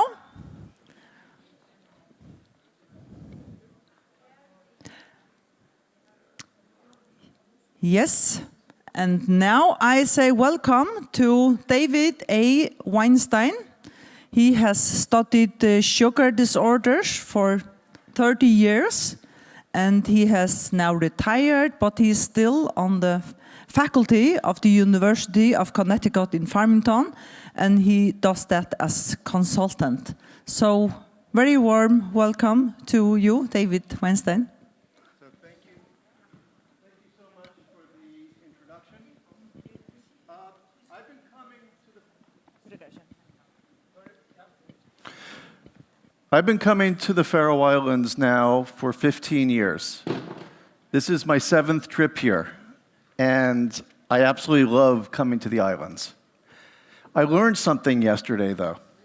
Yesterday, many of you went on that tour, and we heard about the Huldafolk, the creatures that live in the rocks. And we heard about that, at least I learned that they were old, gray-haired, fat creatures that come out and scare people. And then I went back to my hotel and looked in the mirror, and I saw an old, gray-haired, fat person. I realized that's probably why I feel so comfortable here on the Faroe Islands, and I'm happy to be home. But I really do love this place. I've been coming here for glycogen storage disease, but my passion has been all low sugar disorders now for 30 years. And it began when I was young. I saw this patient. This patient was a 2-year-old, just like Dr. Thornton talked about, who came into the emergency department and had a 2-day history of vomiting and diarrhea. The child was refusing to eat and had a blood sugar checked, and it was 38 milligrams per deciliter, or 2.1 millimoles per liter. The doctors checked the urine. They didn't measure the absolute values of the ketones. They said there were large ketones in the urine. And so this kid, they said, was normal, just had ketotic hypoglycemia. Now, one of the problems is I'm very enthusiastic. And I did a whole workup on this child, and then I went to see the senior doctor to say, I did this. And he said, why did you work this child up? This is normal. This is ketotic hypoglycemia. And this child doesn't need anything. And the doctor gave me this article that came out in 1998. And in this article, it said that an extensive and overzealous workup for an endocrinopathy, which is a hormone problem, or an inborn error of metabolism is not necessary in children with ketotic hypoglycemia. And he told me that if I did it again, I was going to be fired because that was inappropriate for me to do the workup. But guess what? The very next day, the results came back, and this child had a disorder of fat breakdown, what's called MCAD, which is a very severe disorder. And in that disorder, if a child has a crisis, the child could die. And it bothered me. It bothered me that this very senior doctor at Harvard Medical School, who was one of the leading doctors in the country, told me that a child with a very severe condition could be normal and miss this diagnosis. So I started questioning, is hypoglycemia normal in children? Why do we always say that children can have low sugars, and is that based upon real data? Also, when people have low sugars and they're not eating, as Dr. Thornton said, they should be breaking down fat and they should make ketones. So how does one differentiate between normal ketone formation and those that have severe problems? And so this is a question that I have now worked on for, as I said, almost 30 years. And I feel like I'm living a dream because for many, many, many years, nobody would listen to me except for Dr. Thornton and Ulrike. Everybody told me I was crazy and that there was no need to do work in this area. But I am so inspired by this conference to see everybody talking about this so we can get answers. And it's just great that we can address this. Well, one piece of evidence that told me that this is not normal is something that Dr. Thornton also talked about earlier, which is if you look at children, hypoglycemia is not very common. There are many children who get stomach bugs. Every child gets a stomach bug at some point. Every child has vomiting. Every child has diarrhea. And yet we don't see low sugars.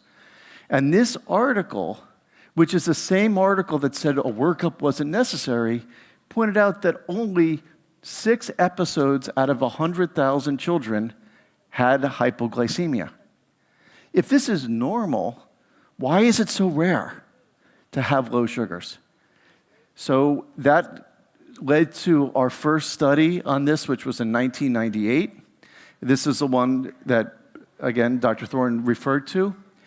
And what we did is we looked at children who presented with low sugars to the emergency department. Now, there's a challenge to do this work. One of the challenges is you have to get the samples, as Dr. Thornton said, the critical sample when children have a low sugar. So to find a way to do this, I had a computer program written that would search the hospital lab system every minute. And if there was a blood sugar less than 50, less than 2.8, the computer would page me automatically so that I would know that there was a low sugar so I could get the test done. And this allowed us to get over 96% of the children with low sugars evaluated at the time of their low sugars. So that's how we did this study. And what we found is exactly the same thing that you heard earlier and what that other paper showed. Low sugars are not common. So you can see there this tiny little wedge here, and hypoglycemia is not common. Actually, high sugars are much more common than low sugars, even in children with vomiting and diarrhea, because the body's stressed. So what's different about these children? So we got the same, almost identical numbers. 1 in 1,400 children has low sugars that can't be explained. So we worked them up. We had 52,000 emergency department visits that year. From those, we had 8,928 glucose concentrations. We found 40 patients who had low sugars. 32 allowed us to do the studies. And of those patients, 3 had endocrine problems, which are hormonal problems, mostly related to insulin or related to a hormone called hydrocortisone or cortisol. And then there were a group of patients who had fat problems. Now, we don't see these anymore because they are now diagnosed by newborn screening. But this was before newborn screening, and that's why this was so common in that population. But even doing all the tests that could be done, there were still many patients who did not have an answer. They had ketotic hypoglycemia. But if you looked at those patients had a 50% chance of coming back within 6 months with another low sugar and high ketone episode. Not only was this rare, but it was the same patients coming back. And that suggested to me that this is not normal, that there's something different about these patients. We also saw something unusual, which also had been described in the literature, which is that boys were 2 times more likely to get it than girls. If this is just normal in the population, why do we see more in boys than girls? And then a third point is, if it's so uncommon, again, like we saw in that study, how can we be saying this is normal? So that led to another study, which Paul Dr. Thornton did such a good job covering the field that you've heard some of this before. This was a study where we looked at glycogen problems to see if they could explain some of the ketotic hypoglycemia. So fatty acid defects we saw in that first study, disorders of fat breakdown. Then we went to glycogen, stored sugar. And what we did is we took patients who had ketotic hypoglycemia and did genetic testing for different types of ketotic forms of GSD. Now, please realize I'm old. The field has advanced, so now people get all their DNA done. We couldn't do that back 25 years ago or even 20 years ago. So we had to do each one separately. And we looked for these types of disorders in the ketotic hypoglycemia. And what you can see is we had 177 samples from people with ketotic hypoglycemia. They came from all around the world. None of the patients were my own patients because we didn't want people to say that we were, manipulating the data. We took samples from people we didn't know. As expected, there were more males than females, which is, again, shows that this is probably representative. And when we did it, we found that we made a diagnosis in a bunch of people, but when we submitted it to the reviewers, they said, you diagnosed a lot of glycogen storage disease, the severe types, those should have been diagnosed by a doctor feeling a big liver. Honestly, most doctors are not very good at physical exams. But what we did is we excluded anybody who had any hint of a big liver, so we got more classic ketotic hypoglycemia. But if somebody has ketotic hypoglycemia or hypoglycemia and a big liver, they basically always have pathology, and that's what we saw here. Those people who had a big liver had 5 cases of GSD6, which is glycogen storage disease 6, 7 cases of GSD type 9, and 1 case of GSD 3. And this is none of the samples came from here. If it was the Faroe Islands, you'd see more GSD 3. But what about the others? If you took people with ketotic hypoglycemia, no evidence of a big liver, and worked them up, and what those were 164 people, and almost 30% of the patients had genetic changes in the genes that we looked at, which was a lot. Doctors didn't believe it. They said, you can't have that many GSD cases in ketotic hypoglycemia.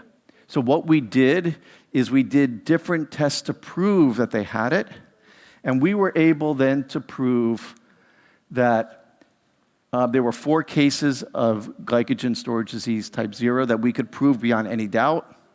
We could prove 2 cases of GSD6 and 14 cases of GSD9. So glycogen storage disease is one of the causes of ketotic hypoglycemia, and it is commonly missed by doctors, except it's not missed here in the Faroe Islands because you have Dr. Ulrike, who is one of the best that I've ever met, and she does not miss the big liver that the other doctors do. But what about the other patients?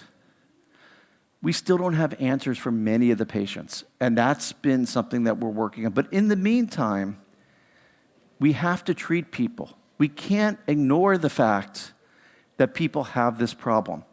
And so we have tried to get the message out, and I know this is hard to read, but basically I'll summarize. It says, the science doesn't always keep up.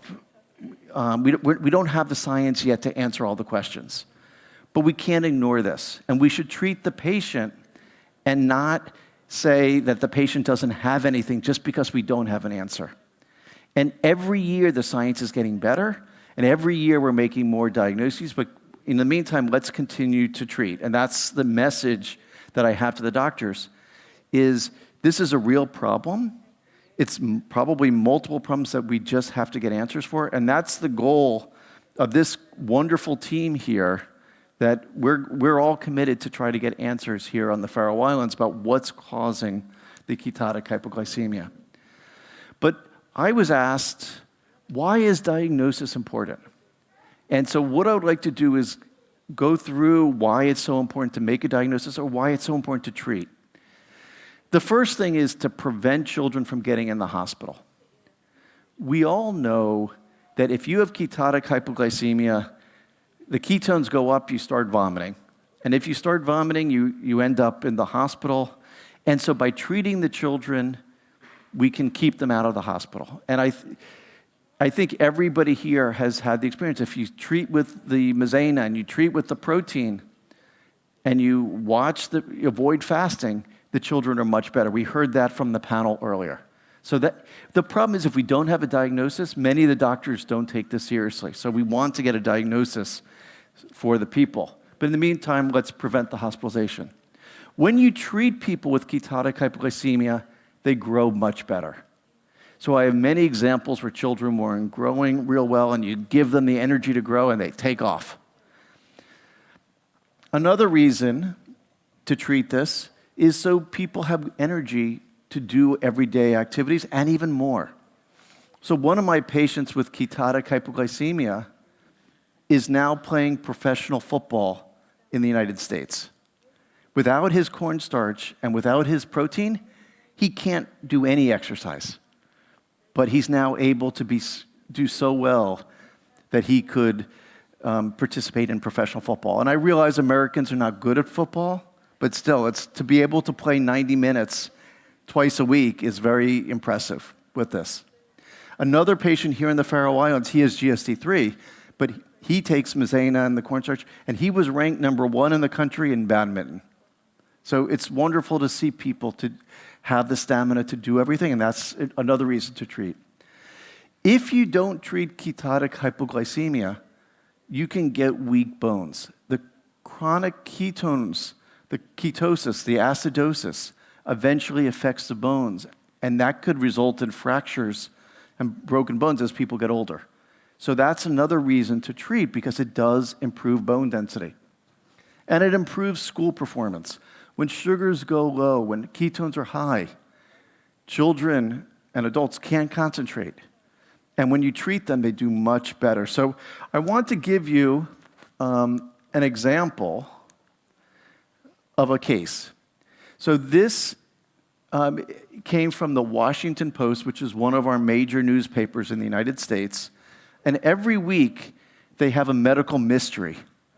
And they put this in the paper. And they took one of the children with ketotic hypoglycemia as their medical mystery. This is a child who had 2 episodes of ketotic hypoglycemia as a child. But everybody forgot about it. The family was told just to eat frequently, which they did. He seemed to outgrow it. And nobody ever remembered that he had ketotic hypoglycemia as a child. When he was 8 years old, he was struggling in school. He was doing very poorly, and they diagnosed him with a disorder called attention deficit disorder, ADD, ADHD. I don't know what term they use here. The doctors prescribed him a medication called Ritalin, which is a medication to help people focus. But there's a side effect when you take that medication, which is it causes people not to eat. And when he stopped eating, he started waking up every morning vomiting. And every morning he had severe vomiting. And the doctors, who thought they knew everything, diagnosed him with a psychiatric disorder.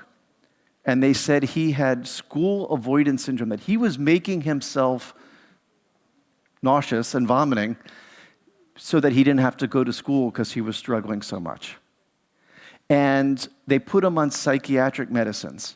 And when the psychiatric medicines didn't help, they admitted him to a hospital for mental disease to try to get him to go to school and to do better. When I was in Connecticut, I was seeing patients being admitted to the hospital, and I saw that he had ketotic hypoglycemia in his medical history. And we decided to do the genetic studies to work him up. By the way, he had a big liver that had been missed. And it ended up that he had glycogen storage disease that had been missed. We put him on cornstarch, maizena, we put him on protein, and he ended up not only getting out of the psychiatric hospital, he ended up coming off his ADD meds. He graduated now 10 years later as the valedictorian, as the highest in his class, from a child who was failing out of school. So this is why we have to get people to take this seriously, because a very bright boy was struggling because doctors didn't take this seriously. There's another case, because one message I want the medical professionals to understand is ketotic hypoglycemia presents in many different ways and has many different manifestations. So I used to train my students that if you saw ketotic hypoglycemia in their history, you have to think, could it be related? So this is a child that was seen who had delayed puberty.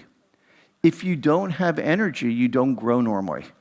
And so because he had a history of ketotic hypoglycemia and he wasn't maturing the way we thought, he got worked up. By the way, he also had ADD and was put on Ritalin. You'll see this very commonly in the ketotic hypoglycemia. And if you look carefully, you saw that his protein levels were low because he was overutilizing protein. And the doctors did not recognize that he ended up also having a glycogen storage disease that was missed, GSD type 9. There's another very controversial subject that I'm going to bring up. Doctors have big egos. Doctors think they know everything. Not these doctors here, but many doctors. And when they don't know what's going on, and the parents know more than the doctors do, doctors get upset. And they oftentimes will say to parents, you're causing problems for the children, or you're making your child sick. And there's a disorder called Munchausen's by proxy, which is where parents make their children sick in order to get attention.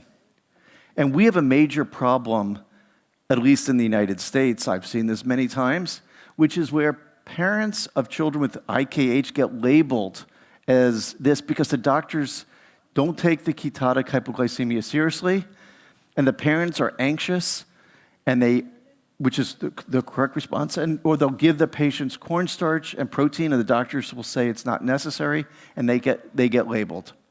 So this is a case of a child who was adopted.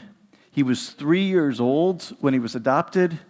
He had a history of seizures when he was a child, and nobody worked it up because he was in an orphanage, and he didn't have people really pushing for him. He was adopted by a nurse who met this child and ended up adopting him. And the nurse started to treat the child with cornstarch because she recognized the symptoms of low sugars and high ketones. So she started treating him, and then it was a struggle to get the maizena in. So she wanted to get a G-tube put in to help get the feeds in for this child. The doctors charged this mother and the father with this Munchausen, saying that the child didn't have anything and they were creating this child's problems. And it ended up being a big problem. I ended up getting involved, and the child, again, was diagnosed with glycogen storage disease type 6 and genetically confirmed. Another case, just to show you that this happens, this is a family with 3 children with ketotic hypoglycemia. The third child, because the siblings had a sugar checked in the neonatal intensive care unit, and it was low, so that we had a documented low sugar.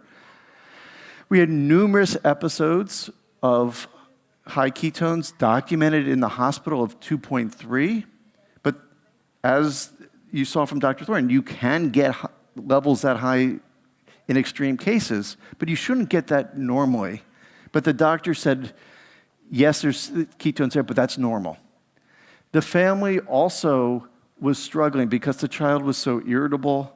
They ended up wanting to place a G-tube again to do the feedings. I'm not saying that that should be done for most people. It's not. But the family wanted it. And again, the doctors charged this family with this Munchausen's by proxy. And in this case, the 3 children got taken away from the parents by the government in the United States because they blamed the parents for causing these problems. Eventually, I had seen the patients. I had diagnosed them with ketotic hypoglycemia, but nobody listened to me, and they thought I was just a crazy person labeling everybody with these disorders.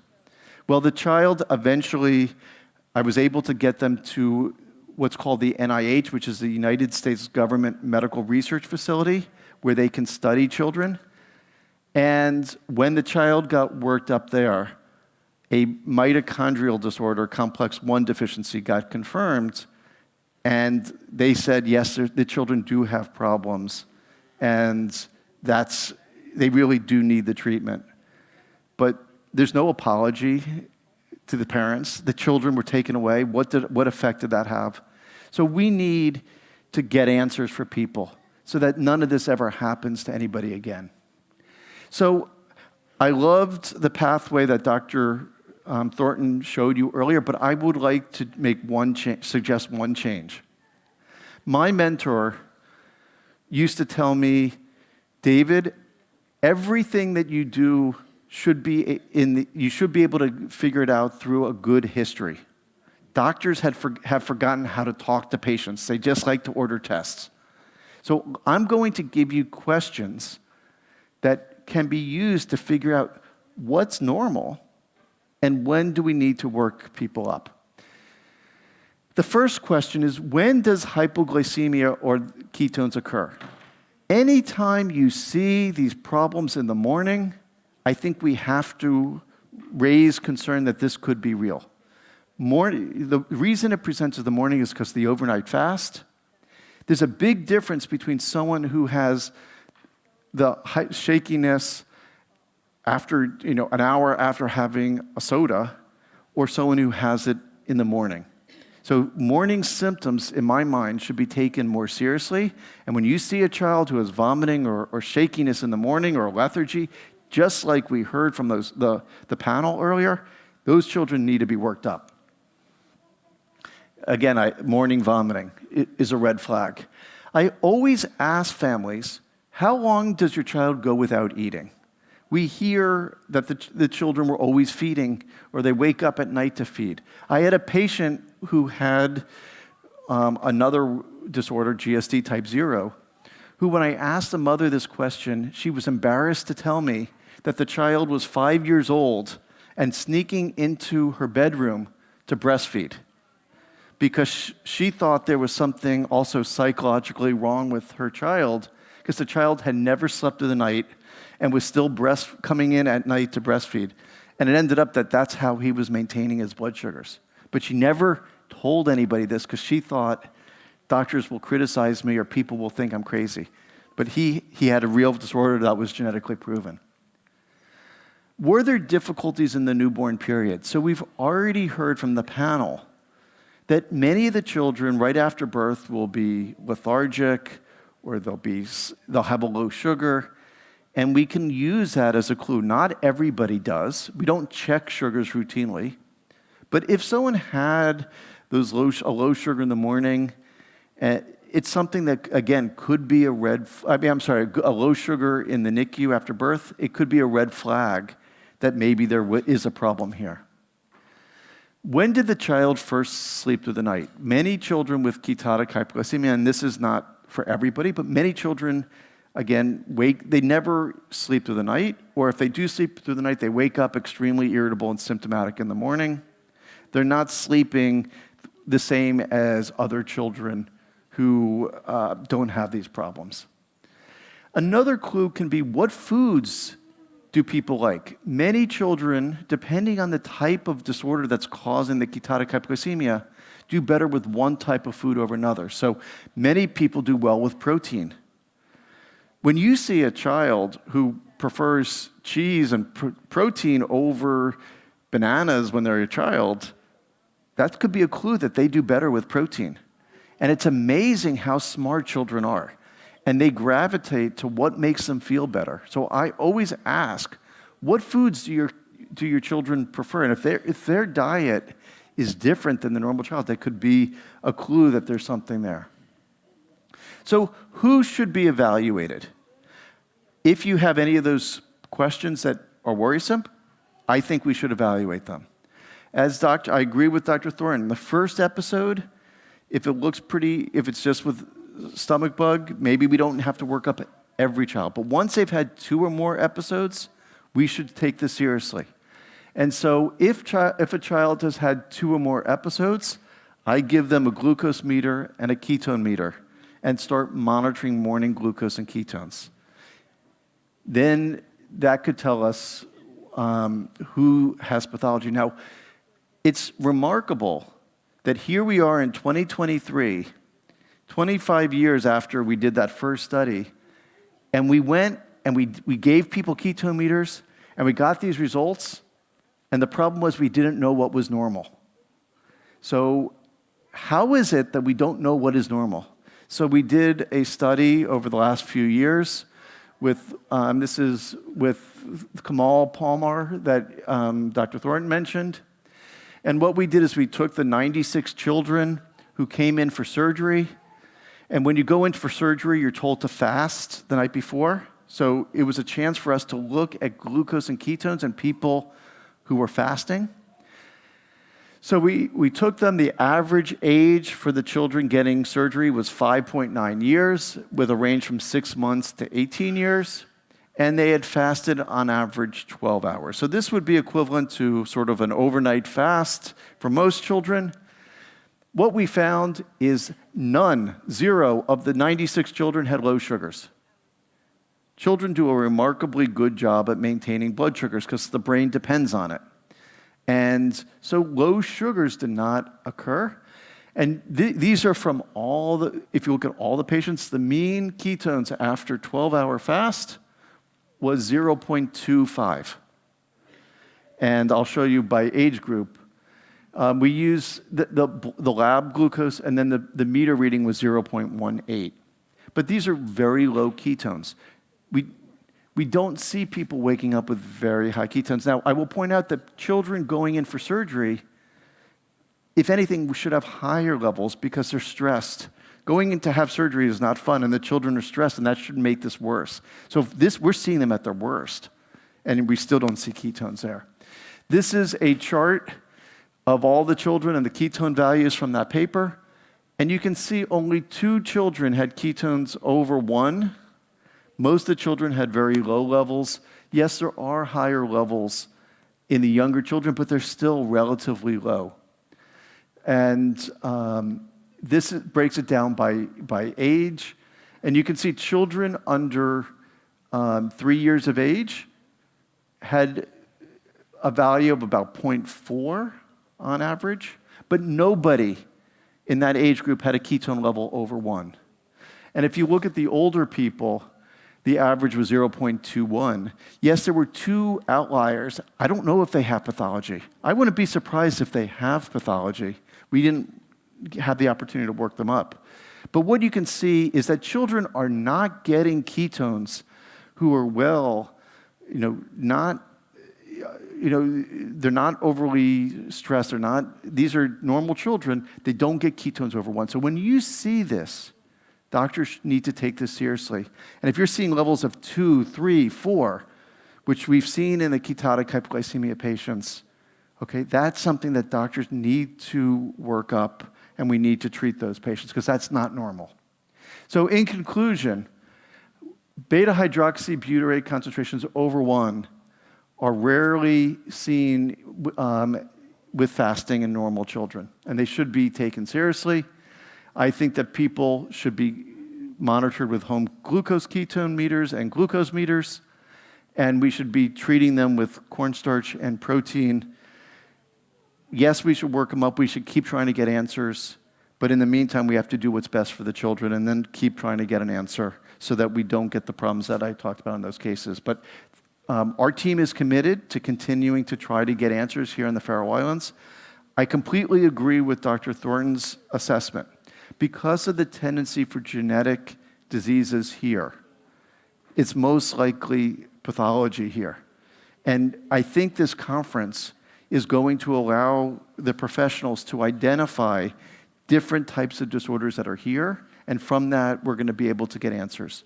So I want to thank Kitty for your fight and for your efforts to get people to take ketotic hypoglycemia seriously. I am just so thrilled that everybody's here, and thank you for your attention and for fighting for all the children with ketotic hypoglycemia.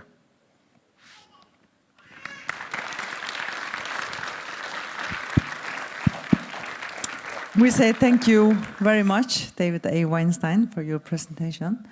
I don't know whether someone has a question. Yeah? Not a question, just a comment. You proceeded to the case of Peter in Washington Post by skipping the fact that at least I'm really concerned about the large livers. Perhaps you can comment on that a little bit more. Yeah. Why? So many children with ketotic hypoglycemia have an enlarged liver because when fat breaks down, it can lead to a fatty liver. In his case, he also had a glycogen storage disease, and that makes the liver big. If you don't treat people with these disorders, you can get inflammation in the liver. I think that's what you're getting at. And if you have inflammation in the liver test can get elevated, and that can lead to scarring. So I kind of skipped over it, but one of the things you can see, and I don't want to scare people, but one of the things you can see if you ignore this for a long period of time is you can get scarring in the liver, which is another reason why we need to prevent the chronic ketosis, because it's not good for the liver. Yes, thank you so much. Okay, well, thank you. Jonah klapp på träd.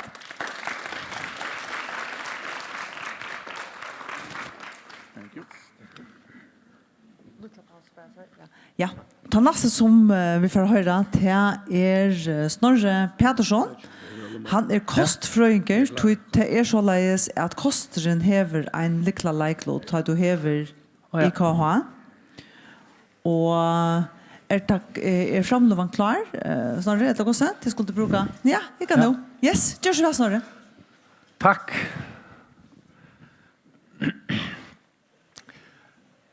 God dag tid.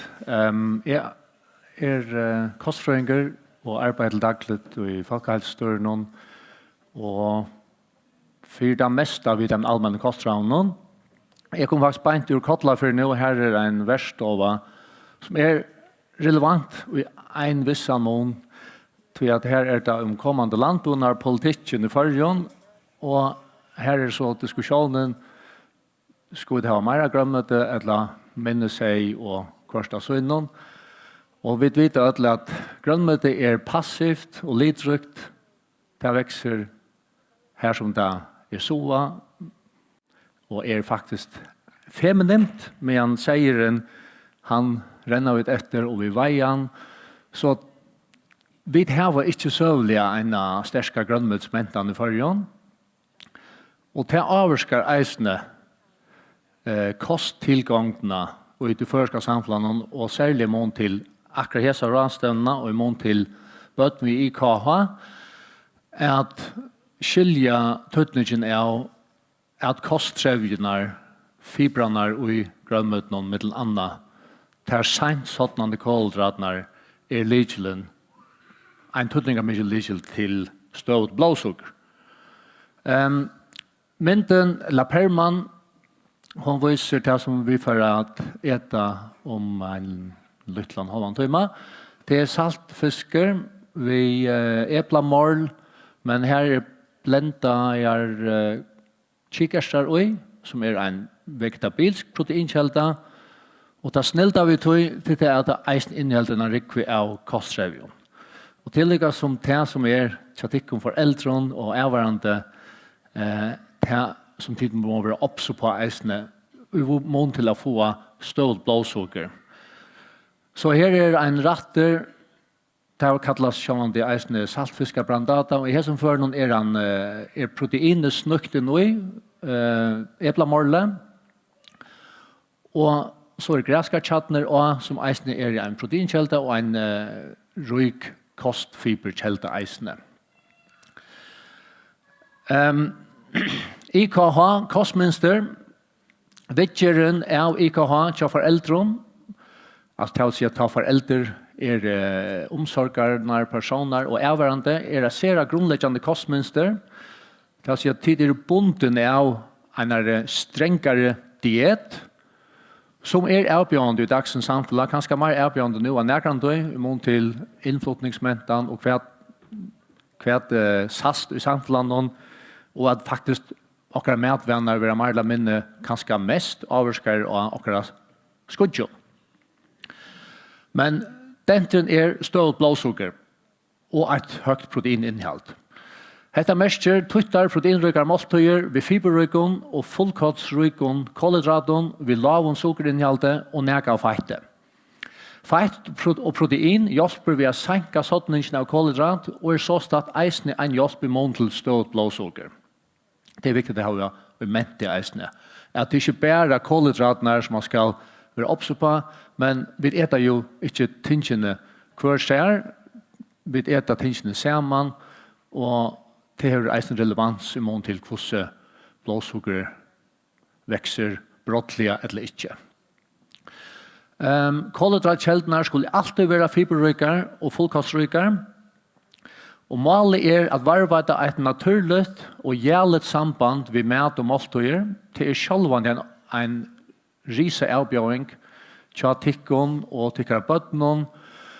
Her snakker vi anker forelder her, man styrer nå til kanskje bøttene for uren bøttene her man endelig hører som finner til samfunnet som bøttene først og skilja tøtningen av at alltid kunne velge noe annet i mån til kanskje en øyelig dominerende køkementan som vi har i førjen, at nå skal til skolen, og hvordan støven i skolen, og hvordan løyve her som bøttene ferast. Det sjående avbjørende. Så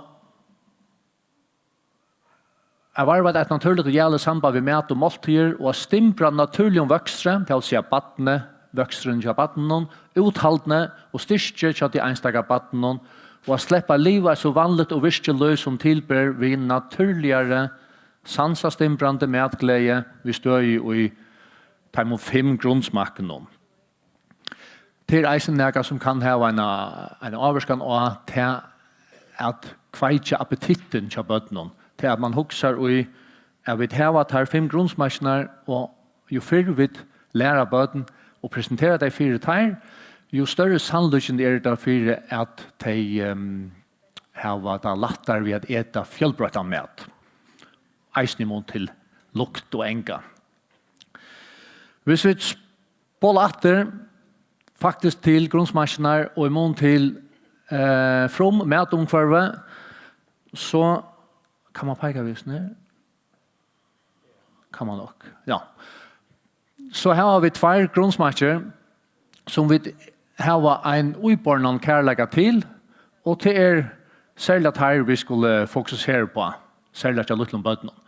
Og til kommer langere morgenmjølkene til umami, åttast til høyre, og vi vet at morgenmjølkene hun søt, og hun inneholder 2 grunnsmaker. Så de første kaloriene som bøttenfær søt og umami. Umami sånn kjøttlige grunnsmakeren, som vi kjenner ur det klassiske føreska, vi ødlån som rast, men til eisen tar vi steitja grømmete, og tar vi alle steitjeskorper og kvarsta synd, der kommer vi til synd mer inn nå. Hette 4, vi menneskene genialt skruva sammen, ta søta til for å trykke orske, og til at mormelken søt, og hun hever umami, innehelder umami, for å trykke okken vøkster, altså at vi tettjast proteinkjeldo. Så det er en regulær ivelivelsesmekanisme. Han av hesson grunnsmaken som vi senast lærer oss at elska, det er her som skalteren tabaska som en avværingarmekanisme, og det teker tøy og endurtøker at få særlig bøten at tetjas tøy. Og det sier seg ikke alt, det er en avværingarmekanisme, hvis vi får helt atter til savannaene. Saltfiskeren i det, han smakar fantastiskt, det förska saltfiskar. Salt är en du har väl salt i förrjun, men det är en smaksförstärkare. Så det framhäver smak och i ödlon som vi märker. Så det är en tydningar mycket. Och det sura, det är ju en område att särskilt mån till IKH, bötten och ung vid IKH, det är här det söta en risa avbjøring, det kan geva ett brottligt växter och fall i blåsokronen. Jeg vil eisne lære tøytningen av at frukt eisne søt. Og det snilda vi fruktene til at her kosttrevjer som binder sukkermolekylene sånn at det blir frutgivet leipande, så som man ikke færger seg her knappa blåsukkervøksteren. Så til at ting sur eller smakka fruktslett, som med andre kanskje ta luttla avbyttet til det å finne Arne kom. Her var det jo nevnt sett sammen ved nøtten, snerstun cashewnøtten, for å framheve umami, og til lykkes med eisen for at stimbra sansen, men eisen for å gjøre protein i nøtten, og så eisen lagt kolhydrat og masser av kosttrevjen. For det har en jævlig avvarskan av blåsukker. I beskipet så dette gaklig for dere ødel, kan man si, særlig tannmaten vid liv i det, og i mån til at man kan snakke om at førska med omkvarve mer eller mindre amerikaniseret. Og det sas kanskje av her som veimannen, og dette en avbjøring ut i daglige, at dette er vi suttje reklamer for det. Dette er akkurat bøten suttje av noen snilltfånden, og vi suttje nærum ikke reklamer vi for tøy kostnån som faktisk vi innskja at bøten og vi alt skulle äta. Så mat utnæren gjør seg eisen til alt av umami, med landa vi at chips som frityrstokt, imiterer nekvar skorspur som stokt der, til å si at det framhever umami-smaken. Og vi har som sagt en utbornan kærlega fyrir, så vi har svårt ved å velge derfra. Så det er ikke nevnt å navigere i sånn her matomkvarven. Nå tror jeg det matomkvarven. Og jeg har tidligere tver slides som viser synder av støvende førjen, og kanskje det her ved at heilsølen flott inn i matvarehandelen, som gjør det oppatter mer avbjørende kanskje til tikkene som foreldre og avhørende at navigera og hvordan skulle vi gjøre ta badene kommer her heimkonleik i skolen eller føringer der i badneikeren det forståelse for at man har andre alternativer mot til akkurat tilgang til kjøttsottende kolhydrater. Og som vi søtter her fra 2012 og 15 og 21 så ser man bare EU-skipet en vokster mot til en brøyting i det første med omkvarven. En av laknene har sagt at årsaken til at IKH tøytleggen sast og vel i Amerika til eisen til at de har en ekvisligere medmentan av kjøttsottende kalorier i mån til okkomføringer, så det er kanskje ikke sast lukka vel i førjen enn. Men vi i hvert fall ugjennom brøydinger tøy, og dette ombyen innflukningstøl fra einare heilsøle som viser en klar tendens om en vøkster i mån til hva velmødagene ute i handelen. Og her så fra for alt førjar, og mån til innflutning av utvalgte medvøren som eisen sier synder om hva det vi i måter, altså hva det tid skulle røyne navigere i det daglige, og mån til at sitte at det kan sunn og god og glad bøtten. Her tøl fra 8 og 2000 og 2021, innflytningstøl, og fondang jo som kanskje det vita, men det sier syndrom at kanskje akkurat køkementan blevet mer eksplosiv og mer søt at hun har vært før.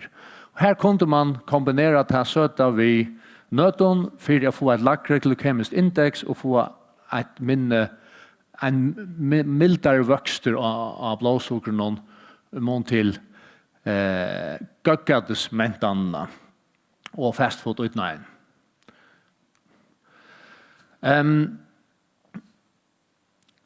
De allmänna förska kostregner gjort ut fra Nordic Nutrition Recommendations fra 2023 som vi har kunngjort om 2 veker. Og her det generelt galdande for ett land i Vesterheimnon in high-income countries, including the Nordic countries, diet-related disease tends to be associated with overconsumption and high intake of saturated fat, sugars, salt, and low intake of fiber. Det vil si at vi eter åndek av søtt, salt og feit, og ikke nøkt av kosttrevjon, eller fibron. Og til grunnleggende avbjøring, ikke akkurat ødlån, men vi tikkere for det spørninger om liv og deia. Og hvis vi tikker etter den allmenne kosttrevjonen, bare helt kjøtt, så legger jeg det enda at vi skulle røyne at eta og varspaljøs og sent sånne kåldrater, med annet ved at eta fullkostrykken med, til å si heilkotten. Og jo mer overvirken og vidgjørte metren jo mer kotten i sin opprunastande, ja, men jo lakre glykemisk index, og jo bedre appetittregulering, og jo mindre vøkster, støkkotan vøkster i blodsukkeren. Og vi vil eisne malt til etter bjølgfrukter, og til eisne til den plantefrøyelige proteinkjelden, som ovanlig i førskum koste, men man må ikke bruke til nødvendige vørner til at få kolhydratnøkene nyer ut i daglige medgjørende. Og til lykke som tannretteren vi får det, på at eplemål her, helten av eplene skiftet ut vi kikerster som blendet, og så det rørst på i eplemålet. Og det stadig kremet og lekkert, men her en helt annan føstlig profil. Proteinrøkt og fiberrøkt. Og i mån til akkurat førske kostvenner, og mån til at en nødvendig landbunnar politikker avveies, vi 8-20 punktum. Her regner vi til å legge den da, at vi skal ha en naturlig landbunna som innebär en grønnmøtsframlegsle. Ikke som det nå det betraktet som en ørvelse eller alternativ parser av landbunna. Du visste vidt for at her jamstidler vi et nå av velge å kunne pakke mjølk. Eisen stolskipene lia. Så kommer det eisen overskere til kjepskurver og ta lærskene hjemme ved hus, og hvordan vi snikker akkurat ta lærskene hjemme. Til bøttene får det presentere, og man velter sine epler, og man tar sast atter i badnagøren og kvarsa søgnen. I mån til nå, kanskje, her det også nevnt at gjøre donuts og pizza og kvarsa søgnen, eisen ut i allmänna, og i mån til heimkollega av skolen. Men her har vi et snilt. Man kan si at det et åkjøpstål til å køle mat nye, til å si at køle klassiske kolhydratkjelder nye, som epler, først og fremst, til å vekse vel i førjen, og til en sterskere parster akkurat mat samleggene, som gjør til at fibernøkten vekser, og vi får en linervøkster av blodsukkerkurvene. Og her mynden viser et eple. Cooking and allowing me to cool before reheating increases my resistant starch content. Great, my friendly bacteria will love that. Det vil si at denne her sottninger nok den. Det mest bare til at har vi køle epler nye, så vekser fibernøkt. Och vi känner det gott från att det blir harst och det är alltså inte mer lumkänt av vi sker i äpplen. Och det är en oköpis process och det är samma och ris och pasta och för så vidt eisne tar vi frista fullkostbrei i kvarsta søgnen. Og det hever avvarskan hvis man eter epler og i det daglige eller en part av matmentan til. Og ta snakkar vi sjåvandi om koka i epler, ikke da man gjør det til fritter og kvarsta søgnen. Så nyrkøllingen elver til en krystallisering av støvelsen og trevjenøknen vekser. Og det feras vi til tarmflorene i tjukktarmen og sånne. Det är nettopp det här vi att det feras vidare utan att det var upptrycket. Till längre ner maten feras i tarmsystemet ju längre mättnadskänsla har ett eisne och ju mindre drastiska avvarskan har av blodsocker. Så detta kan eisne vara ett snilt vapen att fokusera på till att köla mat. Och det är ju som sagt pura okäpes.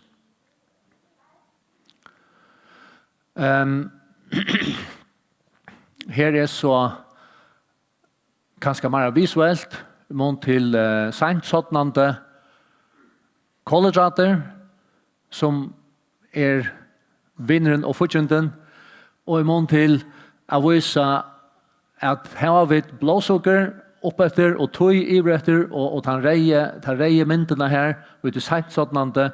Här så vi det eisne att mätaren han säger spekliga ut till att sitta över spekliga och sent upptrycket eller feras ut i blåa över upptrycket och ger så till att det avvarskar blodsocker eller inte och i en mindre format och i mån till ut i blåa här det sänder köttsådnande det kan vara kolhydrater allt sort som sådnar kött raffinerade kolhydrater att det för långt ut i blåbanan att han har det varit i björnen.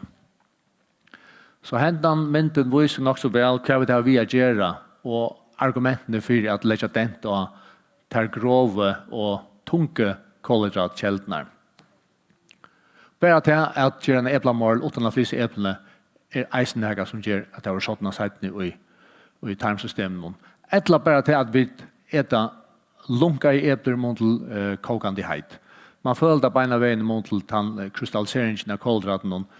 Og tar man äter, så vi äter ju måltider kvann det, och tid äta nekvar måltider, ta det lika som vi står i gerande stenen, att man ska lika som finna tar källnar som är relevanta mot till att ha en överse tillgång utan att göra det till en diskussion hemma vid hus.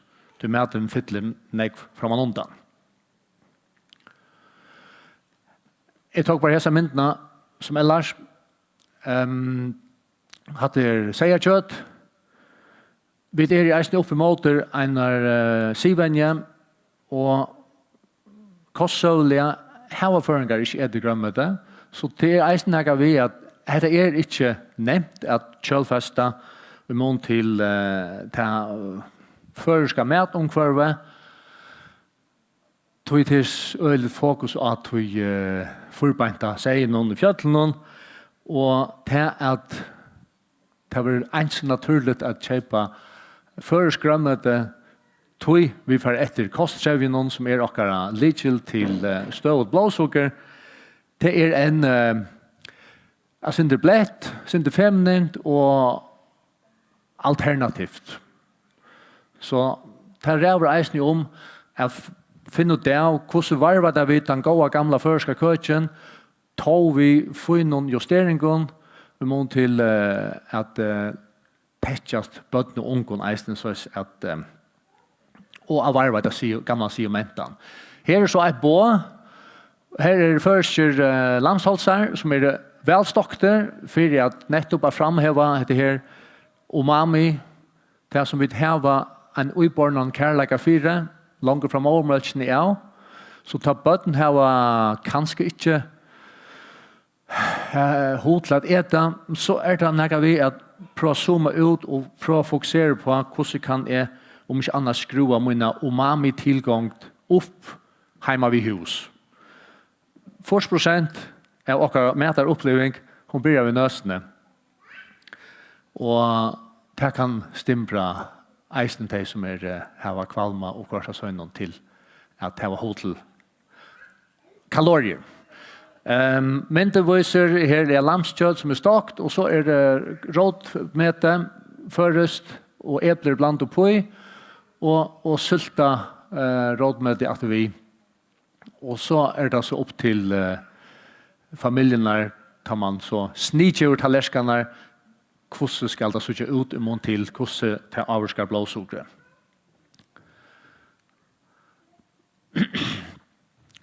Og i ødelen hesten fokus noen og mater medisin, så det eisen vanskelig for etninger og le, og hollandsk gransking fra 2021 var spaljås og at bøtten og ung ved IKH kunne være i øktum vanta for å få etninger og le. Og det halte jeg ødler kanskje foreldur kjenner til heima ved hus. Årsøkjen at kostren tvi svør, til hovast rett til kostren løybjergande kan det være avbjørende av varvet av matgledene, ta mater heilevavur, og måltøyner fytla som nekv, og løyver rundt om maten kan kjennes tropult og stundom pøynefullt. Gjerande stavren til bøtten og ungen ved IKH blir bra av nekv måltøyen ved seinsottnande kåldraten og høvenproteininnholdet til alle måltøyner. Tann materen reiste senere eta. Og nettopp hentan kostsammansetningen kan teka drikva tøy, og kan alt dette eisne avvarska lustgøskene til at bøtten til vilja gjerne avgreia sånne matarvirskifter, og så sleppa atter ut til en løyve som har baden noen til. Så i heila tidsi kan alt dette eisne være vidt til at øtjum vandan for etningar åle.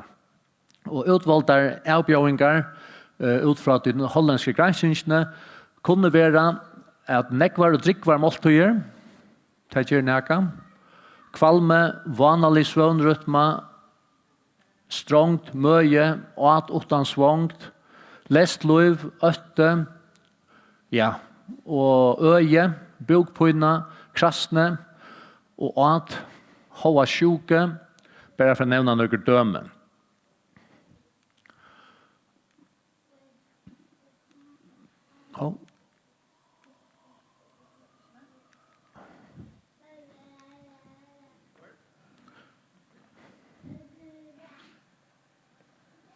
Ja, her mangler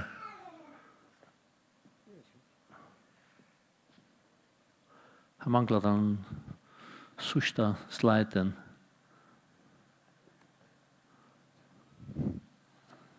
No.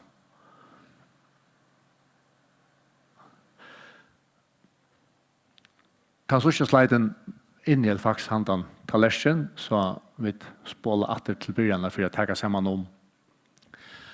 Jeg har utgreina tallerken i mån til vi har trutjar orskebølgar, feit, protein og kålhydrat, og tar man så hikker etter ned tallerken og i mån til sammansettelsen av koste til okkara malbølg, så alt nevnt jøkkenhugsa i mån til at græskartjattner tar snestar, til eisennega vi at snerstanøtnar til følge kanskje cashewnøtnar og mandlar høtti et annet knekk. Det gjør okken en økt tilfredsstillelse i mån til at ting som brøstjen, og så tar framhever eisennega ned umami grunnsmaken, som vi har en forkarlega fyre. Så det hesen ratten toppar vi tog, og så det eisen til at det høgt protein og som sagt et høgt fiberinnhalt.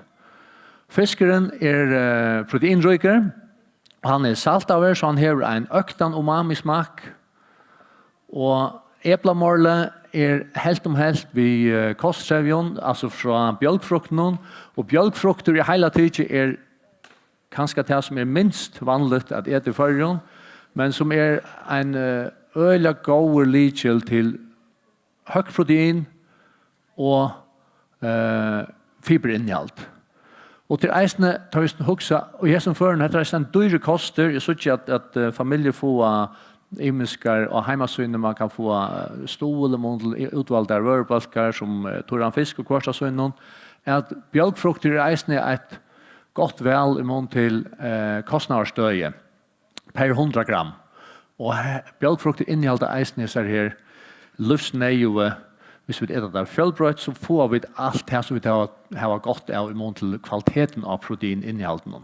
Så lunch man äter fjällbröd.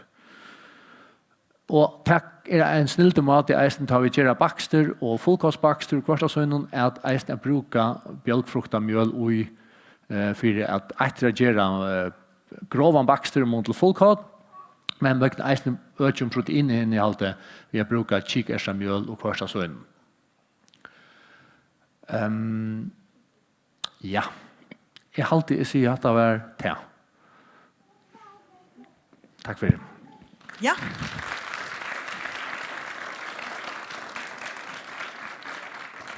Takk for det, Snorri Patursson. Vi gleder oss til å slippe. Og du lover at vi slipper ete akkurat det her. Altså. Ja. Det ordner Katrin Kare. Ser fantastisk ut. Vi får at her var en stekk opp på en gående halvandet time. 35 minutter. Og det skulle være en bit her ute. Jeg halte at han er kommet. Eller han ikke kommet. Men i august så kommer han med her. Om man har lyttet løte, så får de den biten. 5 minutter over halvgående 2, så vi etter her på et.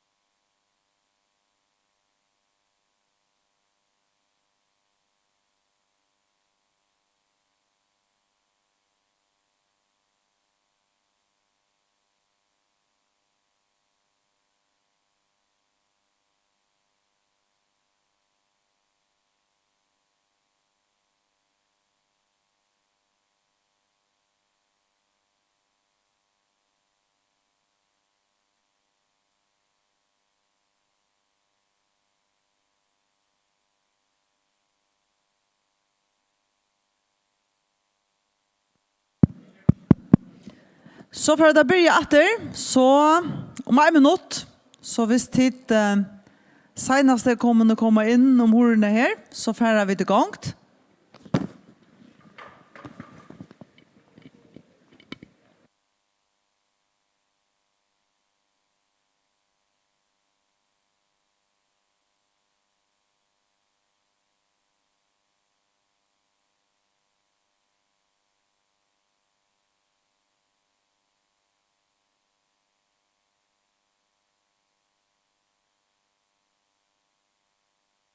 Okej, och så kan ni bruka pojkar då? Ja, jag gärna här. Det är till att för fram och efter och pojkar är ja, pojkar är hämtar ner. Okej.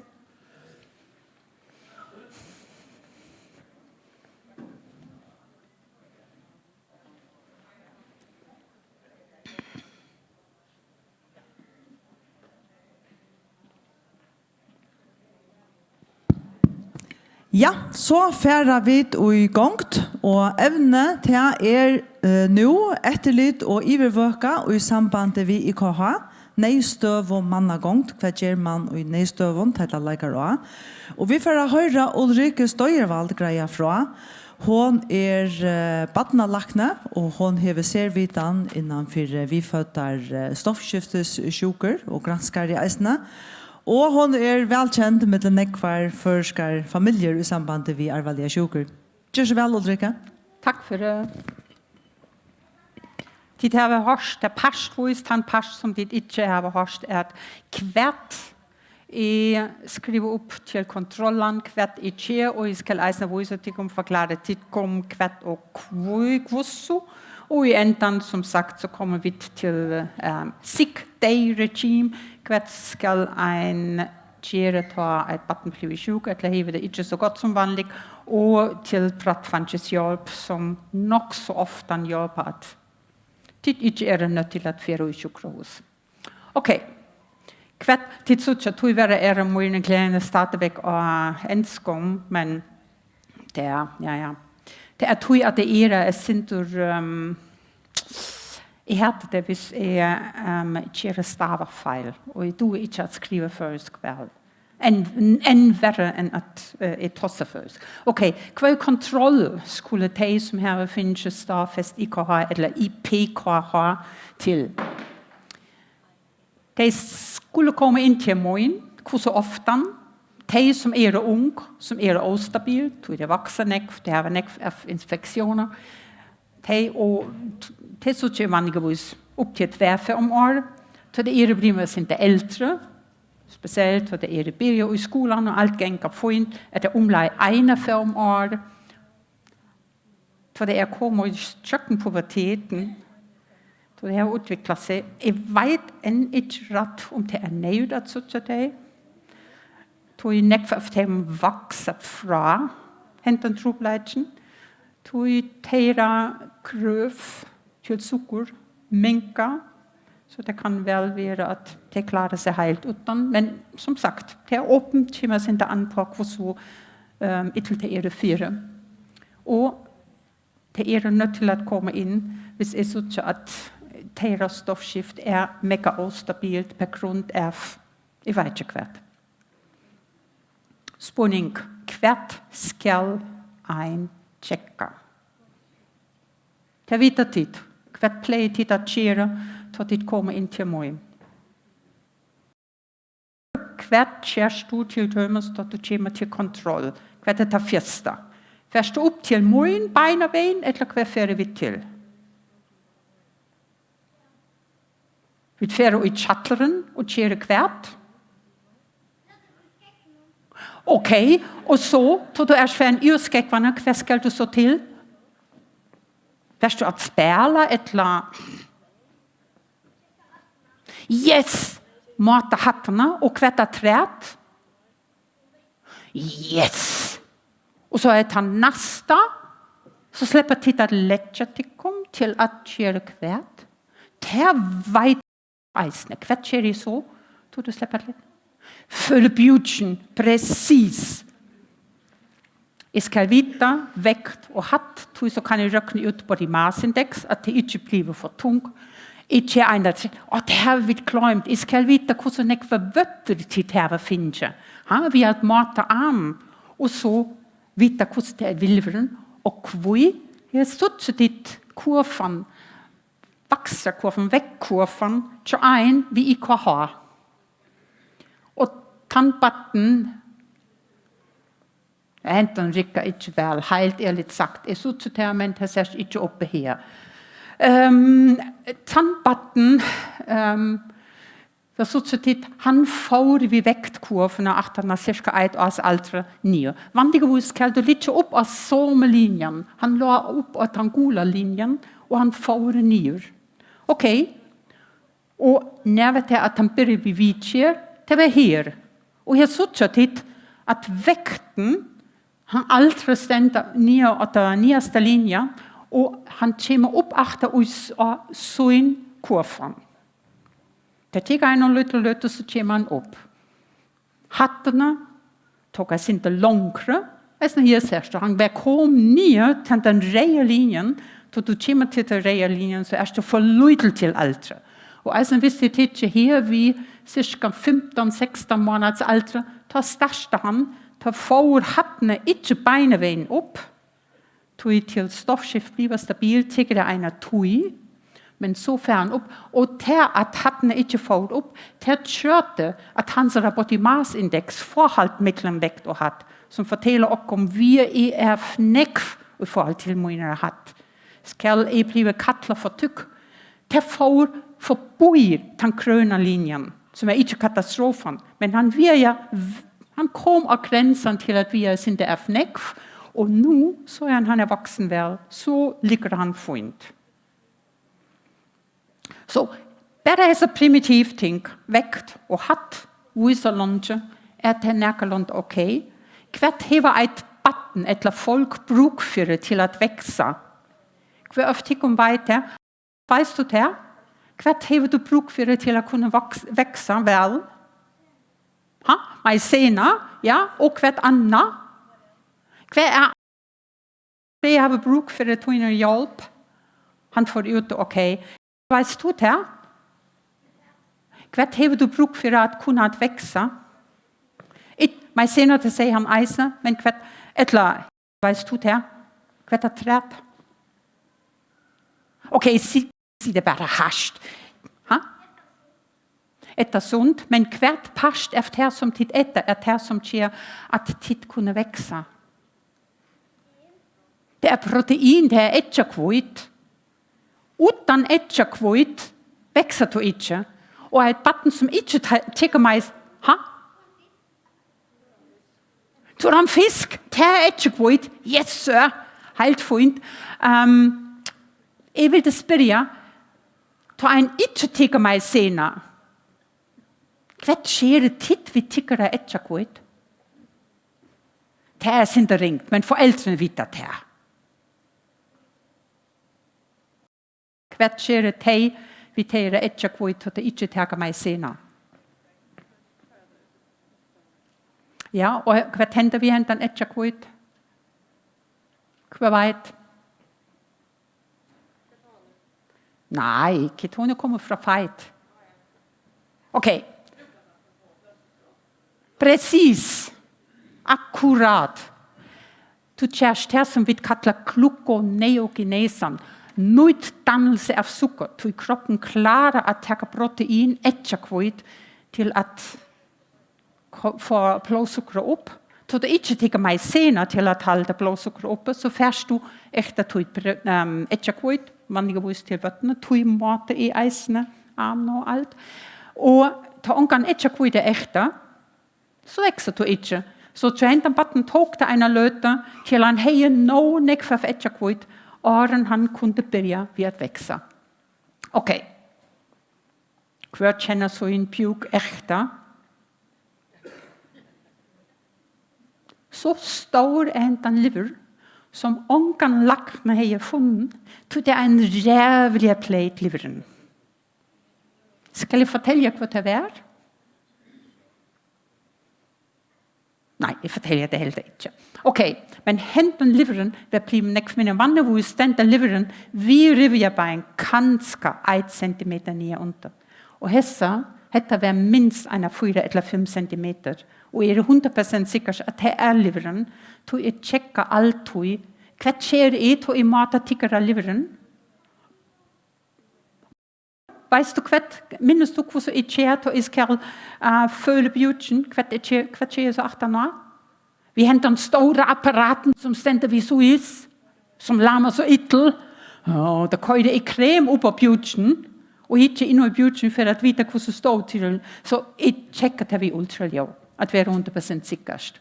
Ok, og så måtte jeg, at vite hva som sterkt det er i priven, tannarm som det ikke bruker til daglige, det vil si til en som er lam, bruker jeg høyre arm, til en som bruker høyre arm til å skrive det venstre arm, og måte med han til å slappe av, hvordan tykk overarm er mellom alboen og oppe her, til dette er rævlig fint mat at vite hvordan jeg var vøtter til her.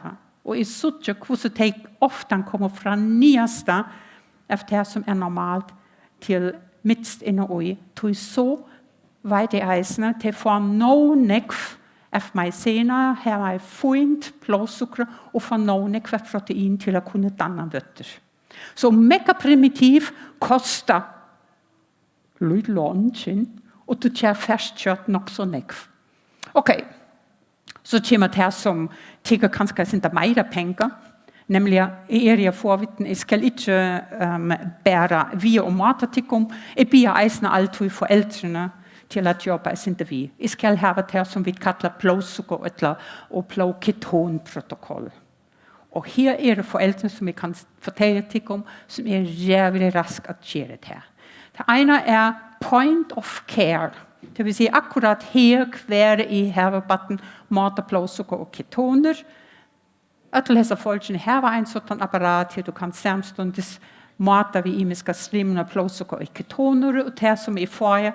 Her sitter det et sånn apparat, og her kan du køyre anten tannslimlen inn og ut som mate blodsukker. Og her ser en atlet hente en reie pølen. Det vil si, her er batten her blodsukker, eller en person her blodsukker og så tar jeg svimmen ut, og tar jeg en dropp på en atlet, og så får jeg Ketoner samstundes, og her det ketoner. Hva ketoner det normalt?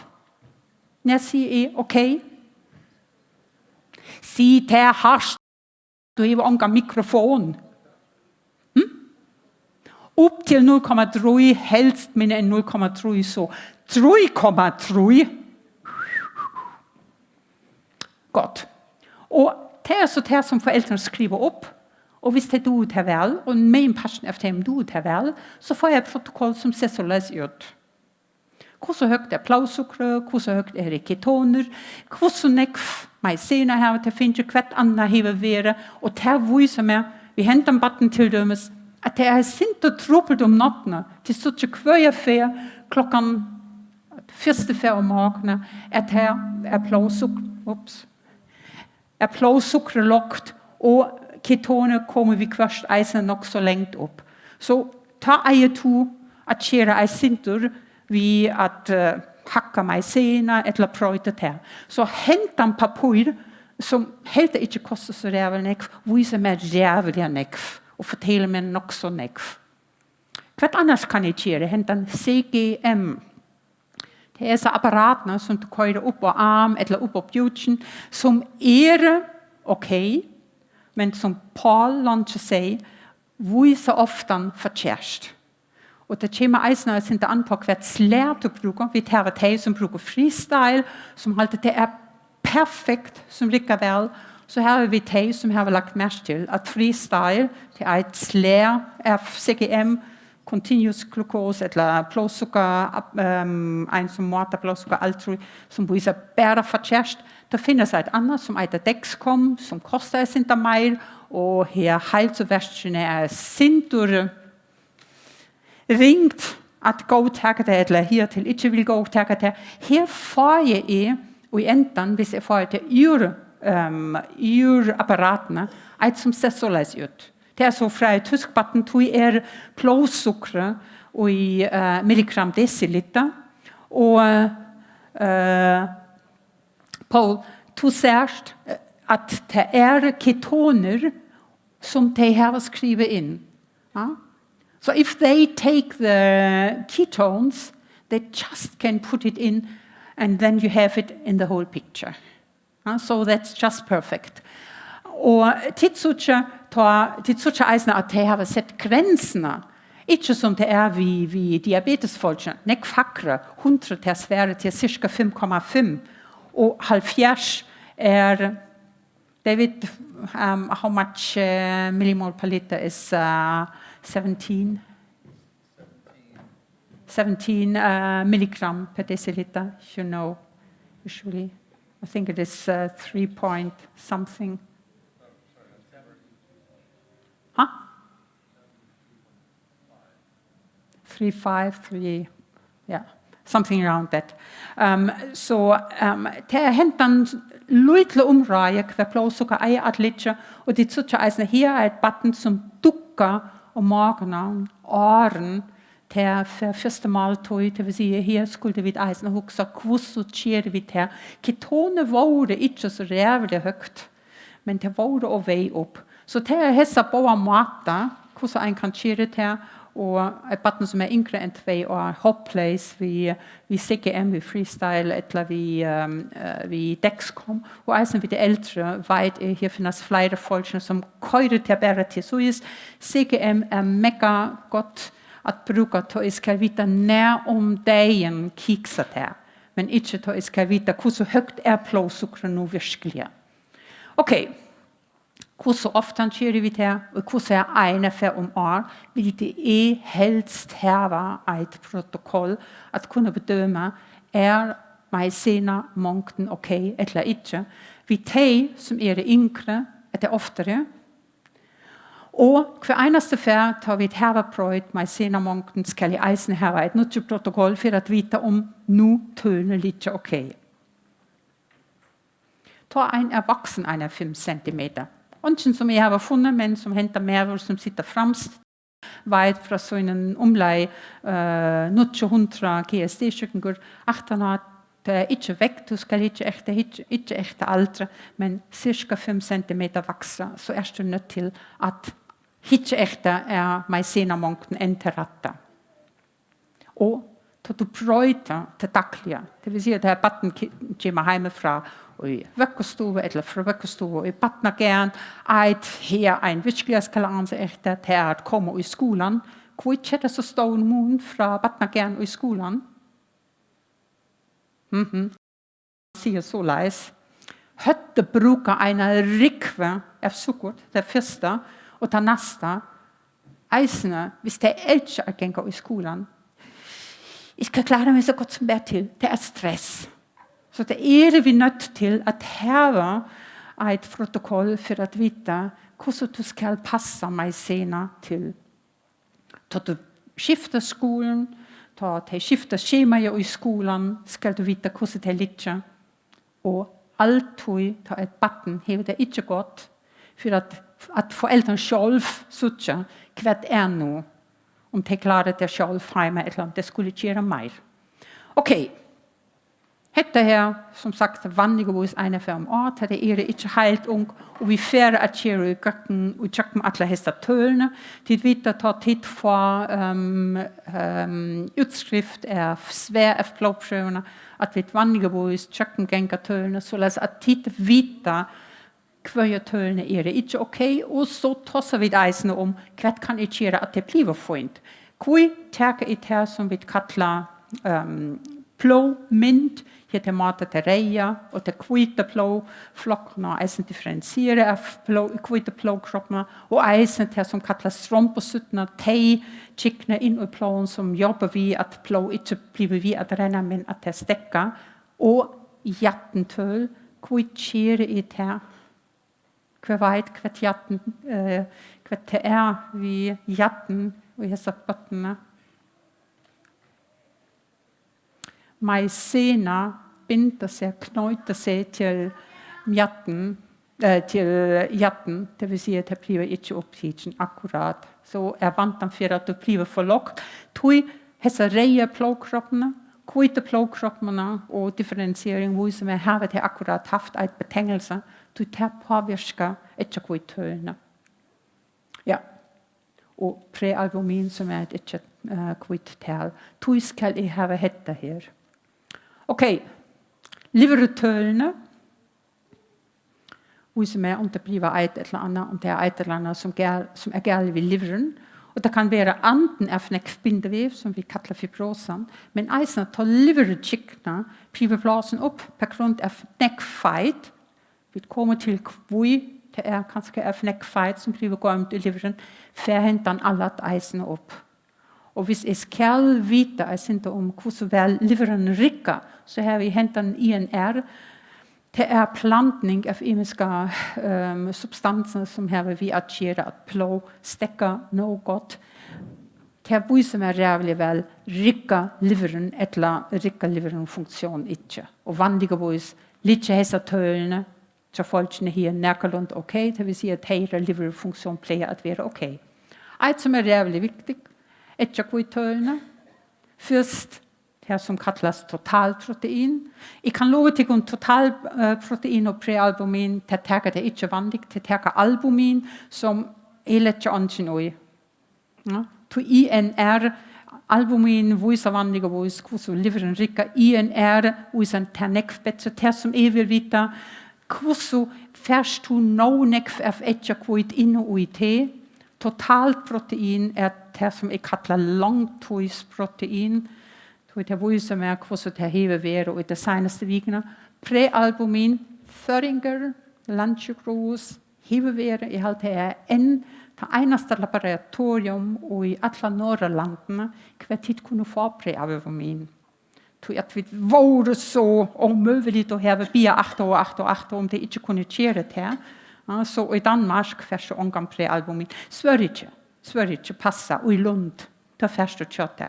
Men helt ikke hine landene. Prealbumin tann etchekvoit, eller tann lydlepastef etchekvoit, som du bruker til at få plåsukker tann etchekvoit som kan skjeres til plåsukker. Det vil si at du er nødt til at få plåsukker opp, til omgang maizena vær, eller få lydel maizena vær, eller omgang mætvær, så ligger prealbumin lagt. Men her er andre ting som jeg eisen har skrivet.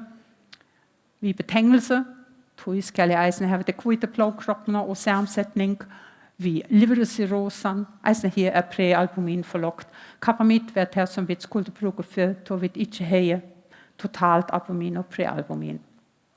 Kolesterol, triglycerid, nekv her i førjen som har sin hakka ja kolesterol, kan love til om vi kunne past efter.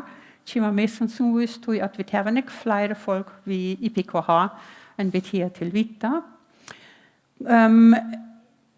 Kolesterol, triglycerid achter en information, en kunning om hvordan hever blodsukker lige og det seneste, ja, tror jeg 4-5 veker.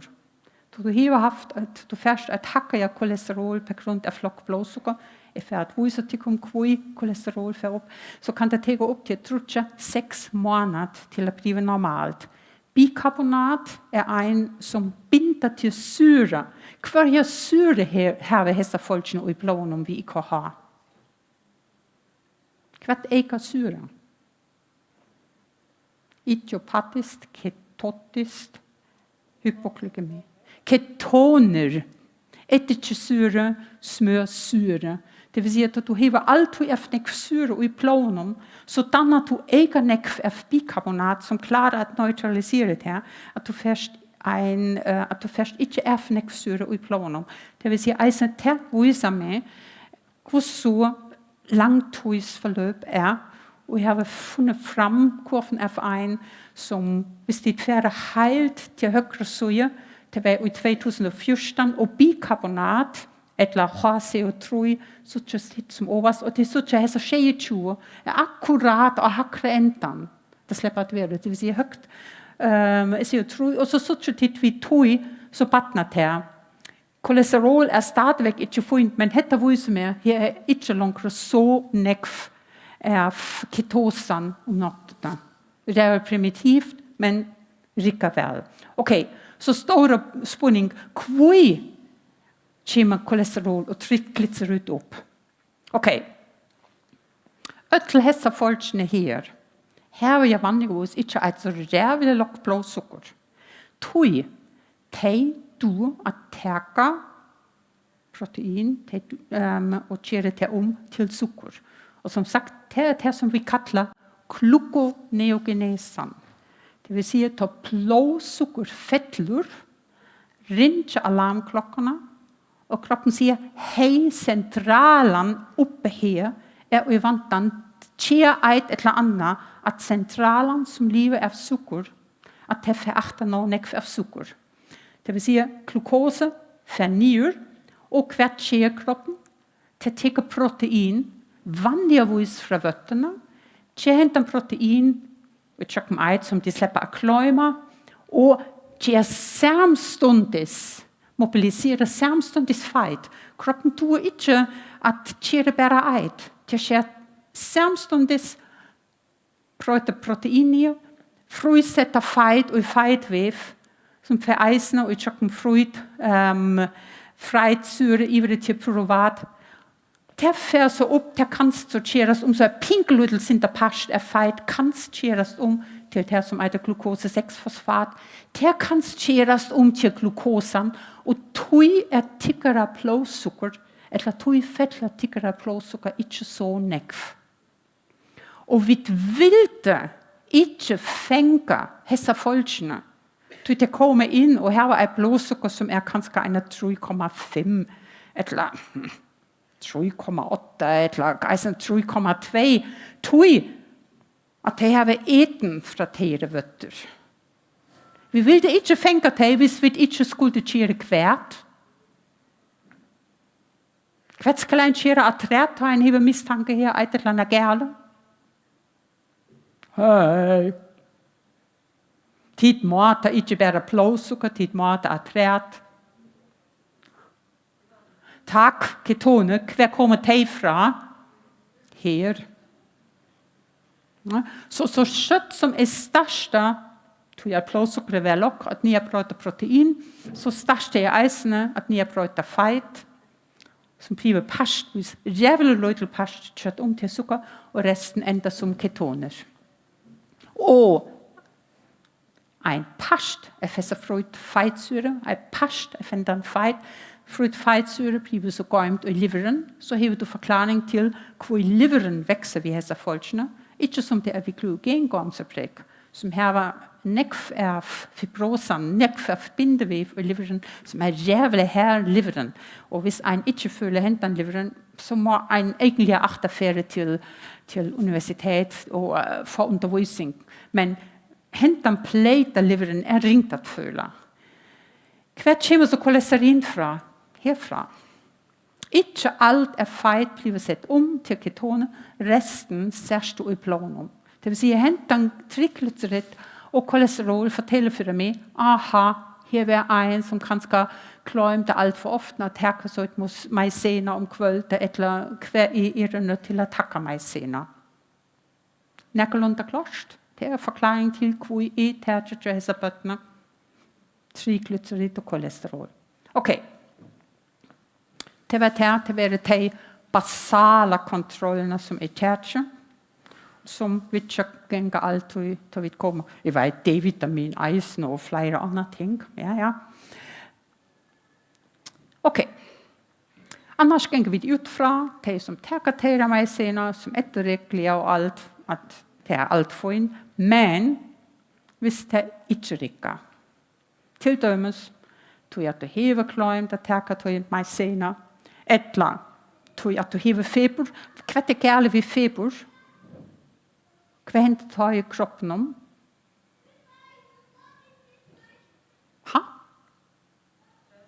Stress. Og hvad er stress? At du bruger mere af forskning.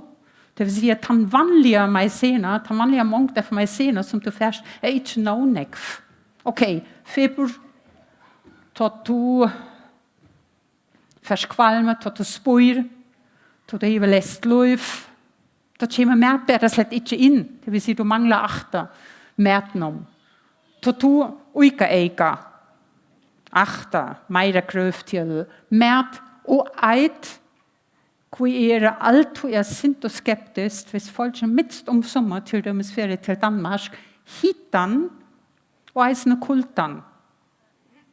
Det vil sige, at ferie til Danmark, så det er en 25-30 grader, vi er en føring af 30-35, kan jeg love til om, er stress og tebrenner nekvejl. Hvert skjer en tår. Titt fingo, eller dit skulle have finge øttel fra mer, eit som, det skjer, som sagt, at blodsukker fettlut, tog du mangler osko, eit, og det er som en føler til blodsukker fettlut, det kjenner tid øttel. Eld og høtte, det bliver omøveligt til eit, ekte mæt. Flere har sagt, men så klarer det ikke at suttret mer, eller for dobbelt mynd. Flere som har sagt, det jeg får mærkelig fornemmelse i fingre, og i læpperne. Så min passion er bøttene veit vel, så det er gærle. Så kommer til dømes, mamma kan så ikke måte med. Ja? Så hun er så klok, at hun veit, du føler vel til blodsukker fettlur, så bier du om at blive måte. Mega godt, det er jævlig klær. Hva skjer en så?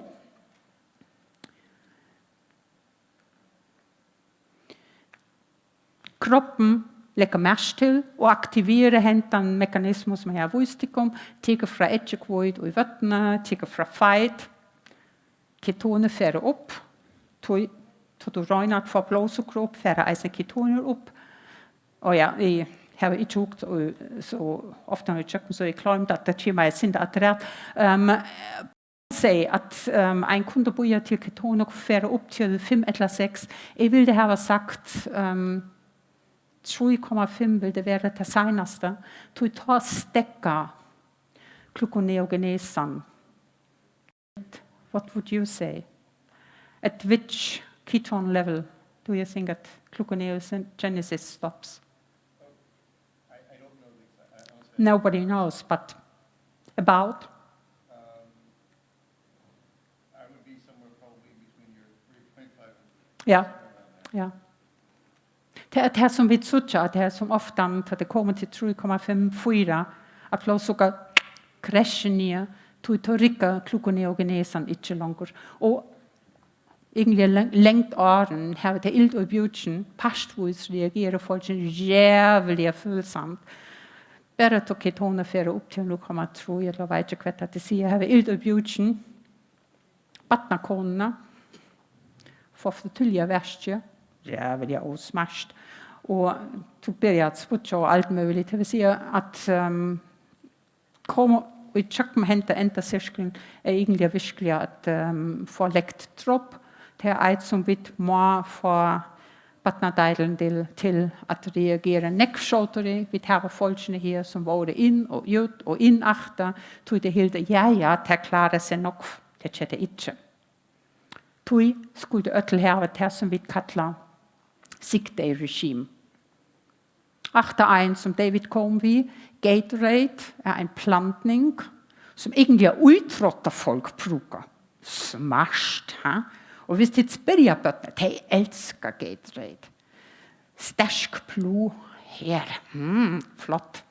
Så her sukker inne i, her står 6 gram, i har et gammel oppskrift, det var bare 5,8 gram, og jeg har bare røknet ene for ut etter det som jeg vet jeg har bruk for det, at du kan kjøre rævlig nemt, du tigger en suppaskai, og til de som helt løytel, en suppaskai, 20 hvert minutt, det så løytel at det vanligvis ikke sputcher efter. Så det blir sin det eldre, så det 8 hvert minutt, en skai inn. Det det som sværende til at det blir lagt vidt opp. Og hvis du kjæreste og går av tog, så kan du omgenge at bli innlagt. Du skal bare anse etter du har bruk for mer i feber, klart, det skal du bruke mer, og bekværst at du ikke har tilgang til Gatorade, så kan så kjøre det usalt fantomalt, men så har du ikke salt vi. Ut at du ikke har salt, og det har spyr nekv, så kan så ikke opptake sukker. Sukker blir bare opptatt samstundes vi salt, vi henter natrium. To damer heter jeg så rævlig vel. Det fastplanter jeg, det nemt at jeg inn og i tasken, at gå i meg hjemme. Det helter seg nok så langt. Jeg har ikke pastaprøv, og jeg sier jeg har helt ikke pastaprøv i Gatorade. Bare at jeg vet det. Men det et som jeg halte hever pjeget nekv av bøttene, at det ikke skulle innlettes. Og jeg vil det eisen si med en passion av bøttene, her foreldrene det noe kjøtt vi har startet her. Klare at halte bøttene utenfor sjukrahus. Hvis det så slett ikke rikker, hvis plåsok fettler enn mer, hvis det bevisstleis, at det ikke tåle at køyre væske inn og hva skjer det tid så? Og en tid for i sjukrahus, hva annars eier tid hjemme? Hypofit, takk. Hva hypofit? Gelésukker. Det nå av førskom eller danskom, og det så ikke hvordan jeg sukker inne i et helt brev 13,4 gram, og til vite egentlig skulle det ikke ta mer enn 2,5, men til blodsukker helt lagt, pleier at si cirka et halvt brev. Og til så ikke kvøy, du kører det bare inn i sløymhindene, det blir rævlig sett opptidsen, det stemmer egentlig fra diabetikere, og det skjer blodsukker for opp, at han cirka 35 minutter. Hvordan langt teker det til du kivet dem om Gatorade fra meien til blodsukker kommer opp, hva skiter ditt? Det cirka 15 minutter. Til du kører meg senere inne i, hvordan langt teker det til blodsukker kommer opp? Vel mer enn 20 minutter. Så det alt for sent. Det vil si at en batten rævlig vidt, du alltid, nei, jeg tåler ikke til for at sputje eller for at svølge for kjærst. Det det virkelig hypofit som eisen kan skøymast vel i tasken. Ok, hvor skulle vi regne at få ketone nyr? Jeg har sagt tøy, du får skvalme, du får at sputje, og hvis det får helt lengt opp, så misser du muligheten at danne sukker gjør ikke kvitt. Og ta blir det farligt. Ta fer blodsukker rasende ned, og ta vandan for at du får skrampe. Hvordan får jeg ketoner, eller hvordan får jeg, hvordan stekker jeg nøytdannelse av ketoner?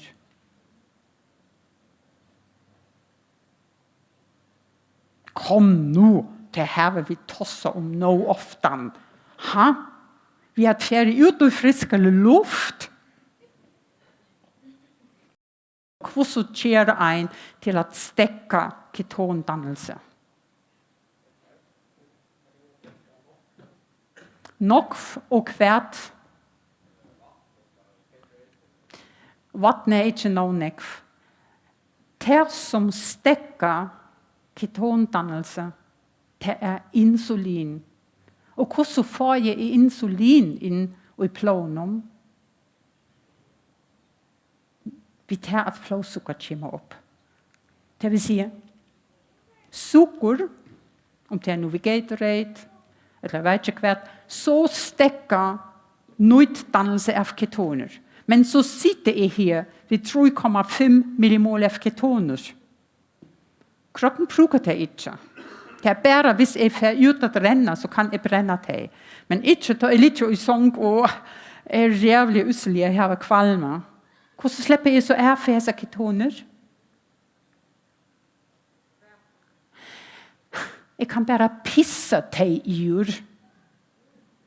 Det vil si, jeg er nødt til å trekke nekv så at det blir skålet ut, og ta ketoner er det ved 3,5, så tenker det opp til 12 tog med et eller mer, først stekke, og så at slippe for alle ketoner. Det tenker en av tog. Ok, og hvis det alt ikke hjelper hjemme, ok, så har vi hessa emergency protokoll, protokoll. Hvis tid glemmer protokollet hjemme, eller ikke gjør det her, så eier tid at kjenne hentan adressen, hver eneste hiver tilgang til hentan adressen. Tid slipper at velge, eller så kan du kjøre et emergency letter, du slipper at velge mål, du slipper at velge diagnosen, du slipper at velge aldri av batten, alt her tastet du inn, og titt sier bare, dette er ikke et kjent glykogengomseprekk, det har vi enn ikke klare at sette IKH eller IPKH i, det vil si GSD-støtten. Det er tann, vi vet dette er ikke vanlig GSD. Men vitje er akkurat som det er ved GSD, så først du inn, og her har vi til dømes skrive Personal Emergency Plan for IKH. Så jeg vil ikke køre et navn ui, og så et føyedato, og så kjøtter selv dato fra ui der, så har vi sagt diagnosen, og så skulle jeg har vi et eller annet sted, taster jeg vekt, og jeg tar stender her, 15 kilo, vi er så hentet IKH. Og så røkner det selv ut mångden, hva du skal ha, at du kommer i sjukhus, at de ikke skulle begynne ved å røkne. Et som med damer ikke så rævlig vel til er, at de skriver til hivefeber at du skal bruke pandil, til vite med damer nekv bedre hvis det er profen etter dalsi. Men lika mye, så kan du føre hver som helst. Det finnes eisen av danskom, av franskom, italienskom. Du velger bare hver mal du skal ha. Og så kan du skrive inn, ja, hette og hette er min lakna vanjovis. Så det er, du har tilgang til øttel, men de som er det her med en passion efter mot, hvordan er de som er utadferdes, til får hentan papir, hva det stender alt ui, og til så at det kan spruke til alle aldre spolkur, nemlig body weight, 5 kilo, skal du få 2,5 gram glukose per time. Det kan kikse vi først, at det klarer ikke at røkne vi. Hette eier at komme inn og ui. Du kan ikke si en som vi er 20 kilo, for 4 fær så nekv, som en som vi er 5 kilo. Nei. Jo mer du vi, jo eldre du er, jo mindre bruker du per kilo. hvis du kører af nekv, eller hvis du bare ganger til vi tøjtvekt, så kommer du til alt for nekv. Så her stender eisene hvordan de skulle forholde sig i samband med skur, at de eier at lette tværtrop, en bærer til glukose, og en som de skulle bruge til hvert som helst. Men hvis du stikker ved hende den glukosen, så gænger det pjup. Det slipper ikke at tage slangen ud afterne, beinene til må minke ved deres spærkelige, og bøjer til folkene klare at ettermært after. Så det er det, som vi har kørt ud fra hin protokol, og alt det, som stender her, ikke lov at bruge glukagon. Jeg ved, her er bøttene, som har finnet sagt, ja, glukagon kan du bruge. Jeg vil det ikke bruge det, du er jævlig et eller andet vurdere, hvor så godt effekten er, og vi har hypofit til at få blodsukker op. Og eisene, hvordan blodsukker ketonvirende skulle det lidt. Så egentlig alt det, som du skal, som du skal vite, som folk ofte ikke vite, til dømes eisene, hver medicin du egentlig ikke skal bruge, augmentin og steroider, vækstrahormon, skal du ikke bruge i disse folkene. Så et helt stort samtrak, hvert er IKH og kvøy, og hvordan skal du forholde det til at gælde. Okay, det var det her. Så slipper til at spørge. Ja, er det onker som har spørninger til Ulrike? Så er det velkommen å spørre.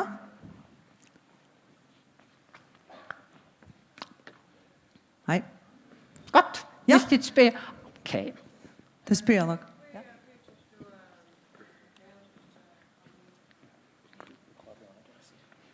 Hva vet jeg?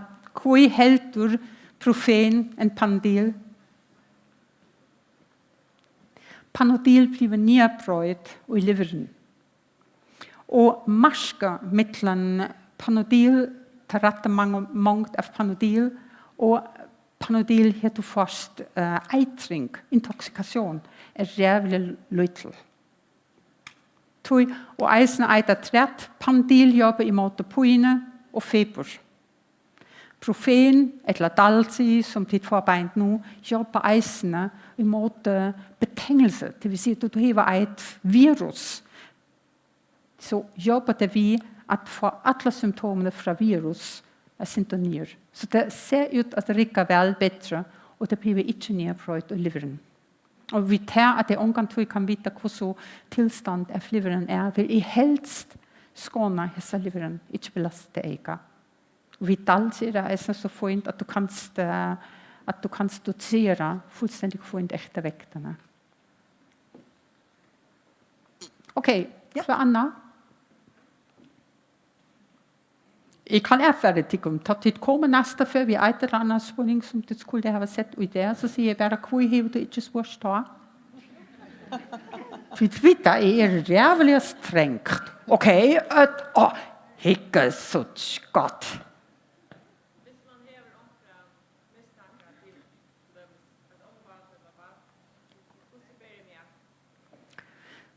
Hvad vil jeg til sige? Så det er en familie, som har mistanke om, at et batten eller om at batten har IKH. Hvordan kjæreste du så i førjen?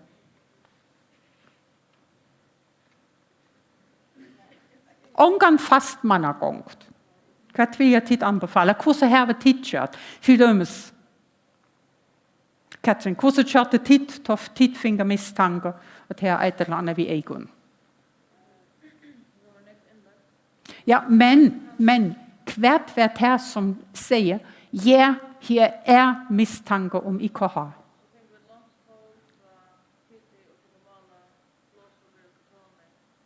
Akkurat her. Røyne at skaffe henne den ambo, her du kan smarte blodsukker i ketoner, så lad du hive et eller andet i håndene, skrive op hvert symptom du har haft, og så hive du, kan du sige, her har vi et som ser ud at være IKH, værsgo, jobbe med bøjere.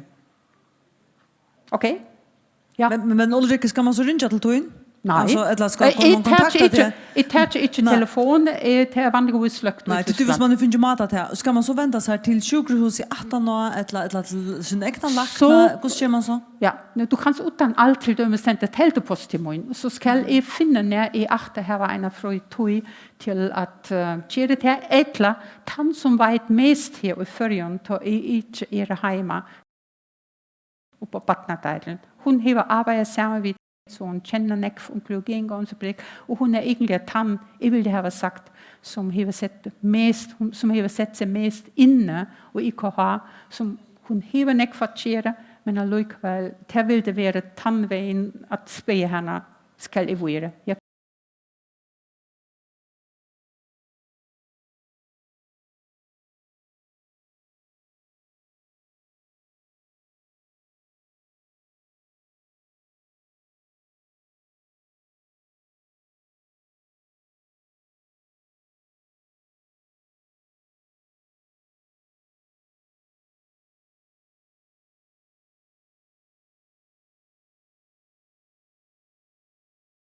Gott att vita. Det ena till nästa är, jag har ju skriva som jag har sänt i halva i kurser till toin ett samtrack kvart är IKH.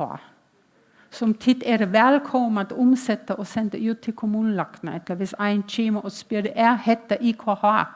Att de kunde läsa och köpa och så ta ändan på papper och färra vidare till kommunlagna. Och säga, hick, tog har en misstanke att det kan jag inte få en hänvisning till landsjukhus. Eller IKH, det känner till värre eisen om en teltepostadressen och era åpmat till det vidare. Så måste det bara ha tål. Det är lite stadigväck tror i folk som har haft förespårningarna som inte fick tål till att svära än. Men det kommer en affär. Ja. Ja.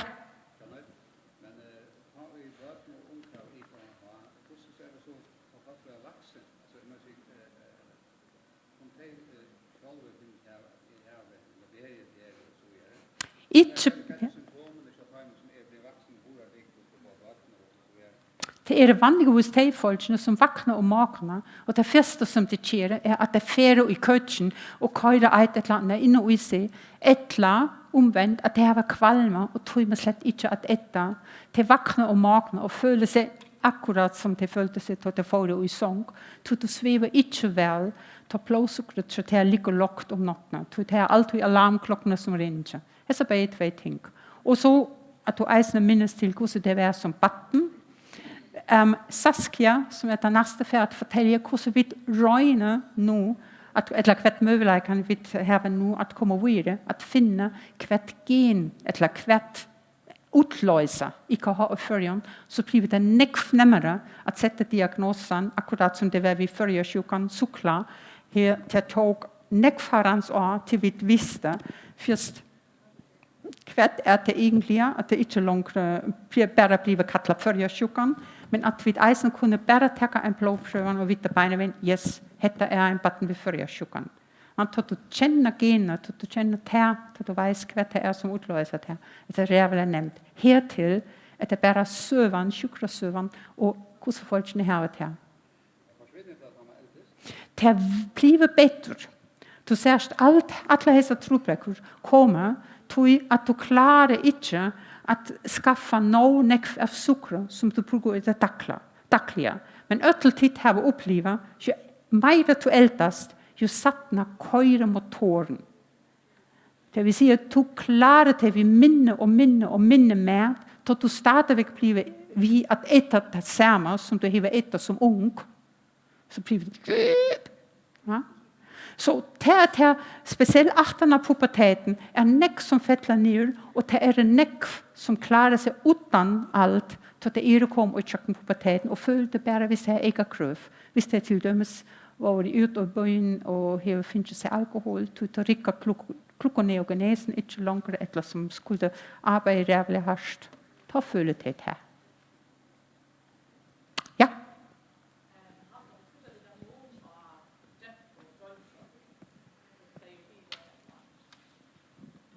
Jeg ville ha sagt nei.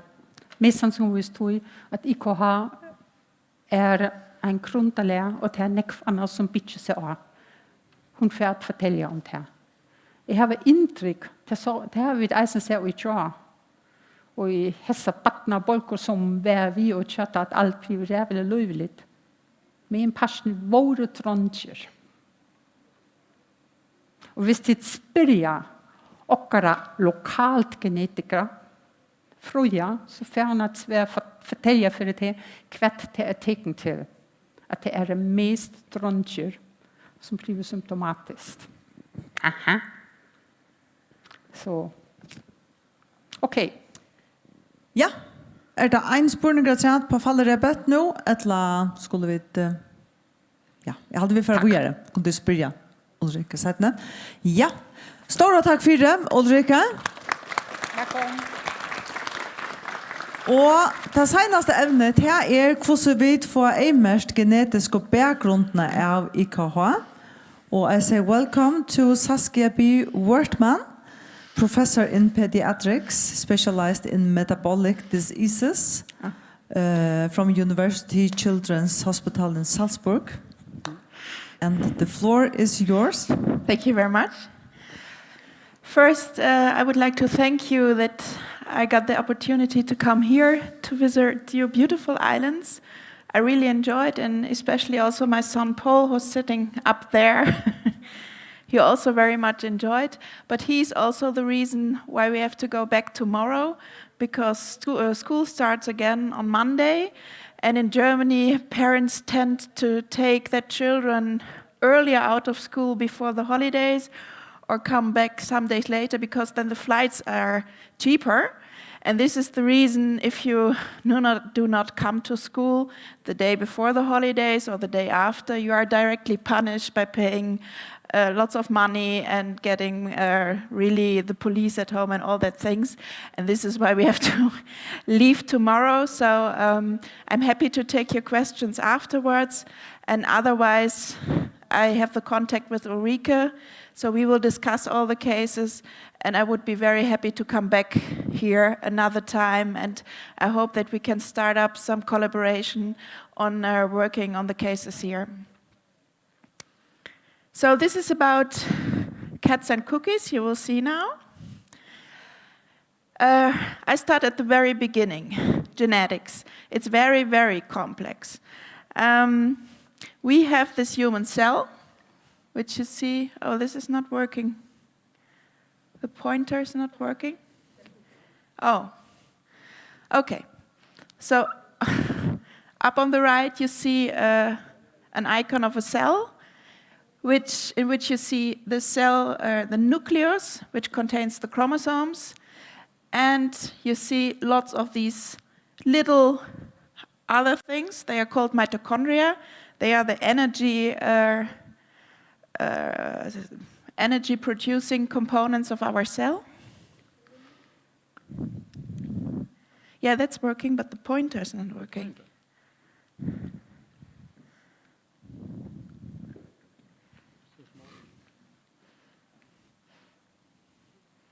So perhaps it's not strong enough. Ah, yeah. Okay. So we have two types of genetic information. One is, sorry, this is not working. It's too small.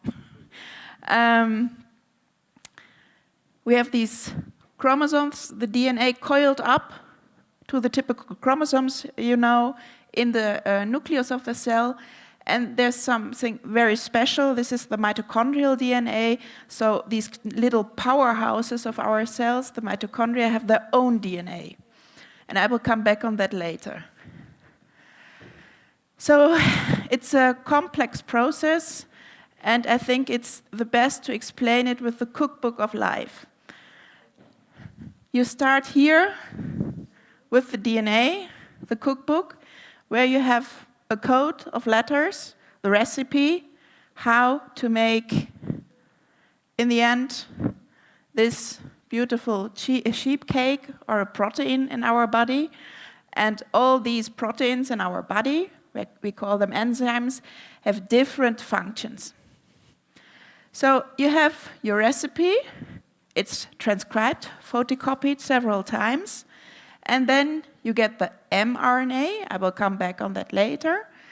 And then you have a chef, which are the ribosomes of our cell, which help to make out of this information you have in the recipe, together with the kitchen hand, the tRNA, and the amino acids, so the protein components, have to make this wonderful protein enzyme in the end.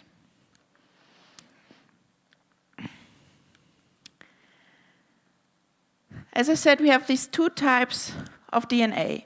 We have this DNA which you get from your father. Men always have one X chromosome, one Y chromosome.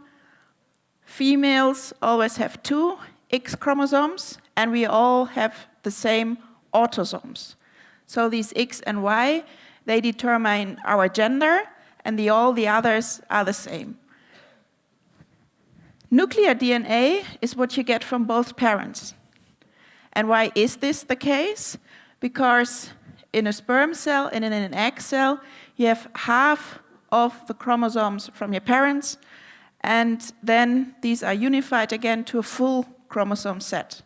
And then there's something special about this mitochondrial DNA, because it's something you only get from your mom. And why is this the case?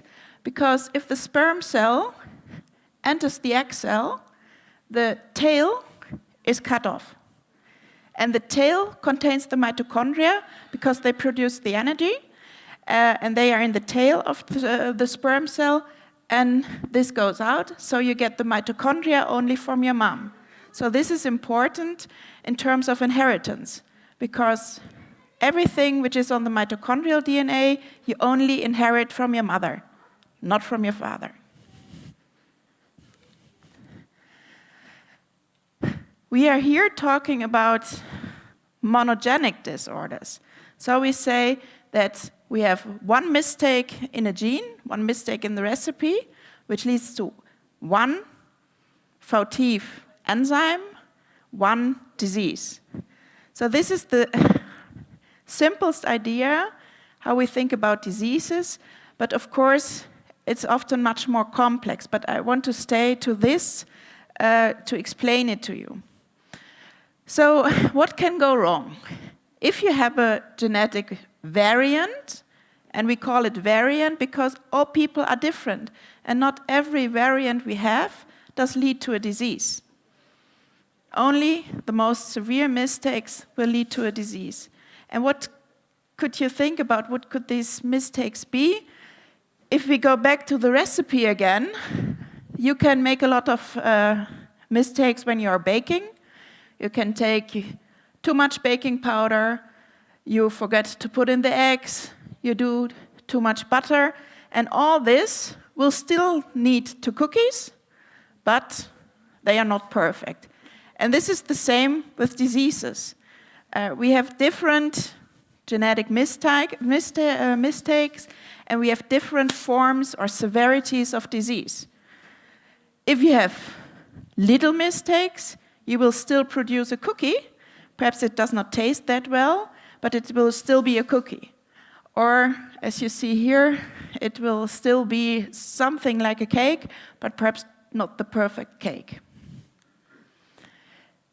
Now you have different modes of inheritance, and this were the first questions occurring now. What for kind of modes of inheritance do you have? You have these autosomal recessive mode of inheritance. This is based on the fact that everyone has two copies of a gene.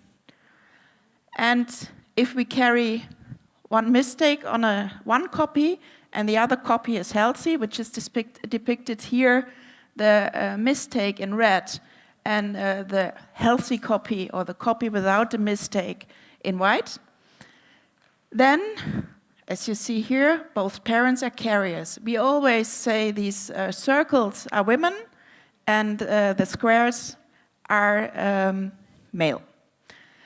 So both parents are healthy, and they get, number 3, a child who got both of the copies with the mistake, and this child will be ill.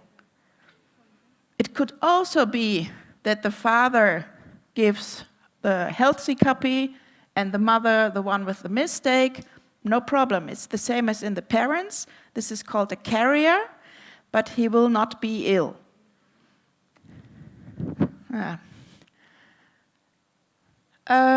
What you see here in the third line, it's about first cousins. When you have genetic environments, like here in the Faroese, where many people are family of each other, then you also have lots of genetic variants that are the same, because you have the same, we call it the founder effect. You all lived here in the Faroese Islands for a long time, and there are specific variants that are only found here. This is not that these are very bad variants or that you have to feel guilty. It's just a fact that because you live here and you have the same genetic heritage, there are some variants which are more frequent here than in other societies. And this makes that some of the diseases occur here more often than if you have a very genetic diverse society, because you all have the same genetic heritage. What is special about this autosomal recessive variants is, as you can see in this second generation, there's one child affected, and in the third generation, there's no one affected, and in the fourth one, it comes back.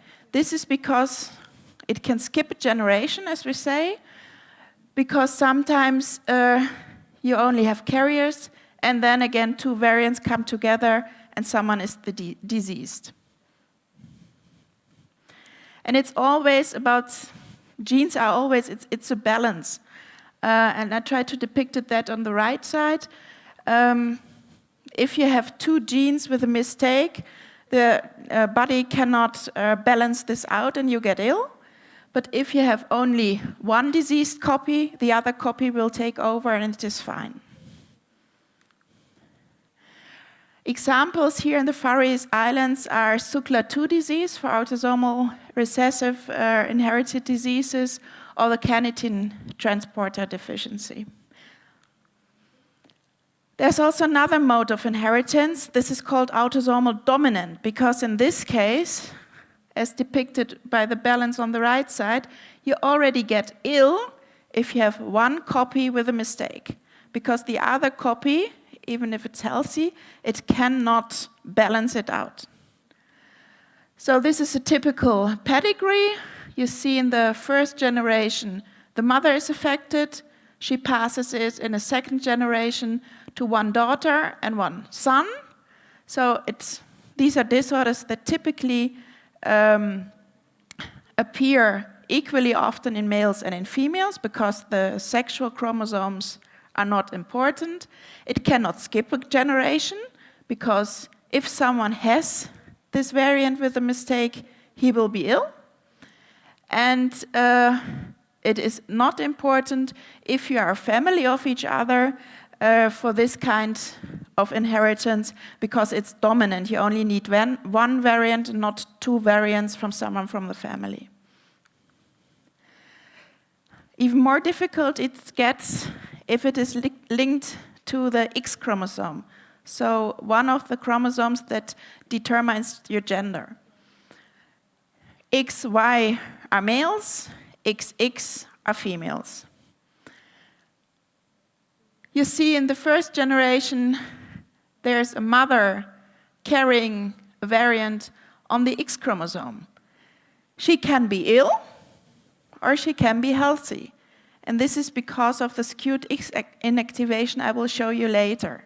But normally one says that only male will get ill because they have this mistake on the X chromosome and cannot compensate it with the Y chromosome. While females have two X chromosomes, so one healthy can again balance out the diseased one. As you can see in this pedigree, it will be passed down to both genders, but normally only the males get sick. So this is called X-linked inheritance. But it is a bit more complicated. I don't know if you have these kind of cats here in the Faroe Islands, these calico cats. And it seems that this trait for the different fur colors is inherited in an X chromosomal fashion. And you can have male cats, which you see on the left, which have these yellow marked X chromosome and a normal Y, they will get yellow. Or you can have the genetic determining factor for the black fur. You get the X in black and a Y. So you get a black cat. In females, it's more complicated. You can get 2 X's, then it's clear both are black X's, you will get a black cat. Or you can get 2 red X's, you will get a red cat. But if you have one X chromosome containing the information for the black fur and the other one for the red fur, you get these funny cats with a mixed pattern. And this is because females, as we have 2 X chromosomes, we always switch one off and one is active. But every cell in our body does this at random. So you can have cells which switch off the red X chromosome, so you have black fur, or they switch off the red one, the black one, and then you have red fur. So also, I said earlier, X-linked disease will only affect male, but this is not correct because of this phenomenon which is also known as the lion hypothesis. If you find male cats which have this type of fur, I don't know the English term for that, we say gefleckt in German, then it is a cat with a genetic disease, a male cat, because he has 3 gender chromosomes. It's an XXY male cat. Otherwise, male cats can only be black or red. Then I wanted to go very briefly into the diagnostics of mitochondrial disease, because there it gets one step more complicated because of the mitochondrial DNA. A mitochondrial disorder is a disorder of the mitochondria, so the batteries of your body. And these are very complex organelles in our body that do contain, what we know now, about 1,500 proteins. And when we say one genetic mistake, so one mistake in the recipe for a protein, we expect that there will be at least 1,500 different mitochondrial diseases with 1,500 different phenotypes. So some patients will have problems with their muscles, some with their heart, some with their brain. It's a very, very diverse group of disorders. Again, Szukla-2 disease is one of these disorders of the mitochondria. And there the patients do have a movement disorder, that they do unintended movements, they are deaf, they cannot hear, and they also have some typical findings in their blood and urine. And now it gets even more complex, but I have to talk you through this, because if we want to search for the genetic background of the ketotic hypoglycemias here, we have to take all these things in account, and it will not be very easy to find it. As I said in the beginning, you have this DNA, the cookbook. So it's the genetic code, really like you read in a book. These are letters, A, T, C, G, A, T, C, G. And you can have, or if we do a so-called exome sequencing in one of us, we will find about 20,000 variants that differentiate us from each other. So there have been about, I think now 150,000 exomes are in a public exome database, and they determine what is normal. And then you can look for every single position, what is normal at this position and what is a variant. And all of us, which we are healthy, have 20,000 variants from normal. So not all of these variants will lead to a disease.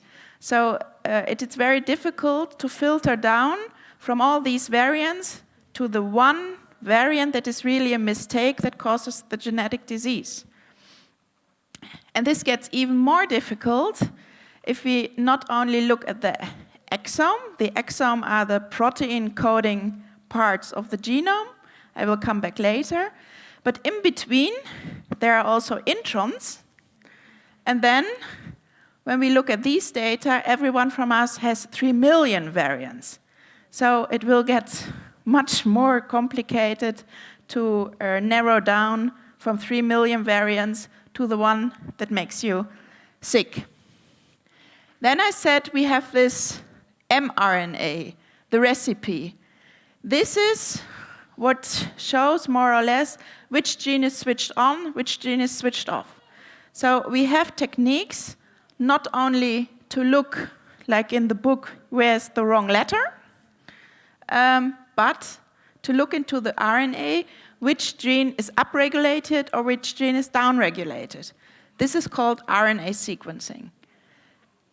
We can also even look at the protein level. There we can do proteomics, it's called, and we can say, is there a protein which is very high or very low? Coming back to this example of SUCLA2 disease, you have the genetic variant. I wrote it here like 1, 2, 3, 4, A replaced by G. This leads to low or no SUCLA RNA, which is depicted in red. In proteomics, you would measure that you cannot find or only very low SUCLA2 protein, and then you get a clinical phenotype. You see this deafness, this dystonia, this movement disorder. You could also do metabolomics. This is taking blood or taking urine and look for all metabolites which you can find there. Metabolites are the steps a substance undergoes in our metabolism until to the final product. And also there you would measure some specific alterations for SUCLA2 deficiency. So it is often needed that we combine these techniques to come to a diagnosis. So I often say that we have different levels of a diagnosis. We have a clinical diagnosis. This is what you describe in yourself or in your children. We see that there are problems with feeling unwell, not growing well. We do additional investigations, and there we see, oh, the ketones are high, blood sugars are low, so these are metabolites. So then we have another level. We say we know the clinical phenotype, we know the metabolites that are disturbed, and then the next step would be to know what is the genetic problem. And this, especially in mitochondrial diseases, is very complicated. And I do not want to talk now in very much detail about mitochondrial diseases, but just to give you an impression what can be the challenges we have when doing these techniques. Pediatric diseases are different than diseases in adults. Even if you have the same genetic defect, a child will show a different phenotype than an adult. And it's the same gene. We have the mitochondrial DNA, we have the nuclear DNA. We have the different types of inheritance that I showed you. In mitochondrial DNA, it's also sometimes that you can find the disease only in the muscle DNA. If someone has muscle problems, we need to investigate the DNA in the muscle, and we will not find it in the DNA we get from blood. You can have, for example, very often in mitochondrial diseases, they all have the same clinics They have epilepsy, they have specific brain problems, and we call it Leigh syndrome. But we know that there are more than 75 genes. If you have a mistake in there, you get Leigh syndrome. And it's also the other way around. We know one gene in the mitochondrial DNA, MTTL. It can cause completely different diseases. I will show you later. There are adults that only have hanging eyelids, ptosis, but we have children that die at birth because they do not have enough energy. So it's very, very complicated. Yeah, so these are, as I told you in the beginning, we know 1,500 proteins in the mitochondria, and by now we already know about 370 diseases, and they are all different. And they all will present with some symptoms related to a deficit of energy. So this is really a complex type of sport.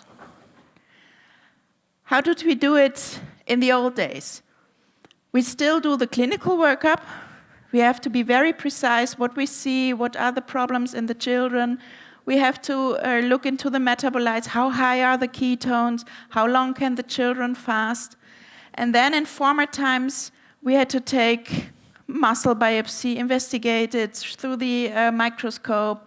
We had to investigate the muscle for the enzymes of the mitochondria.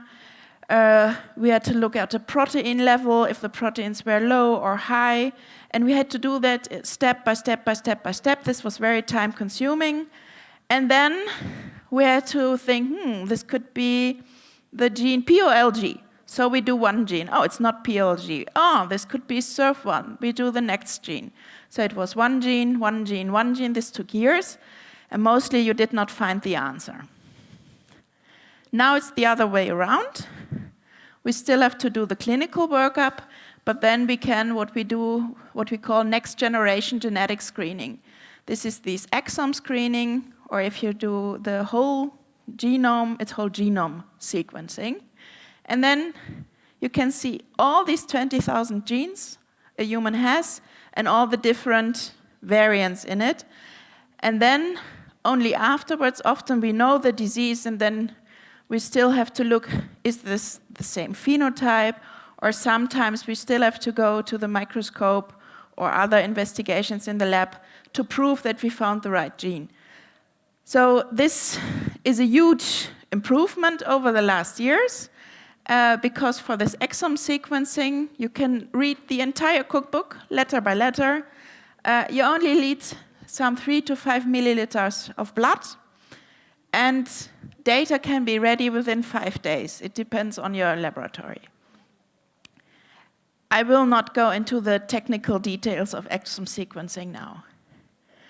What is much more important, because technically doing this, there are many labs that can do it very well, and the trick is to do a good variant interpretation. To come from these, we have 20 to 25,000 human genes, and every one of us has between 20 and 40,000 variants, and then we have to do some filter steps to come to the right gene or the right mistake. Our principle for this is that these are all very rare diseases.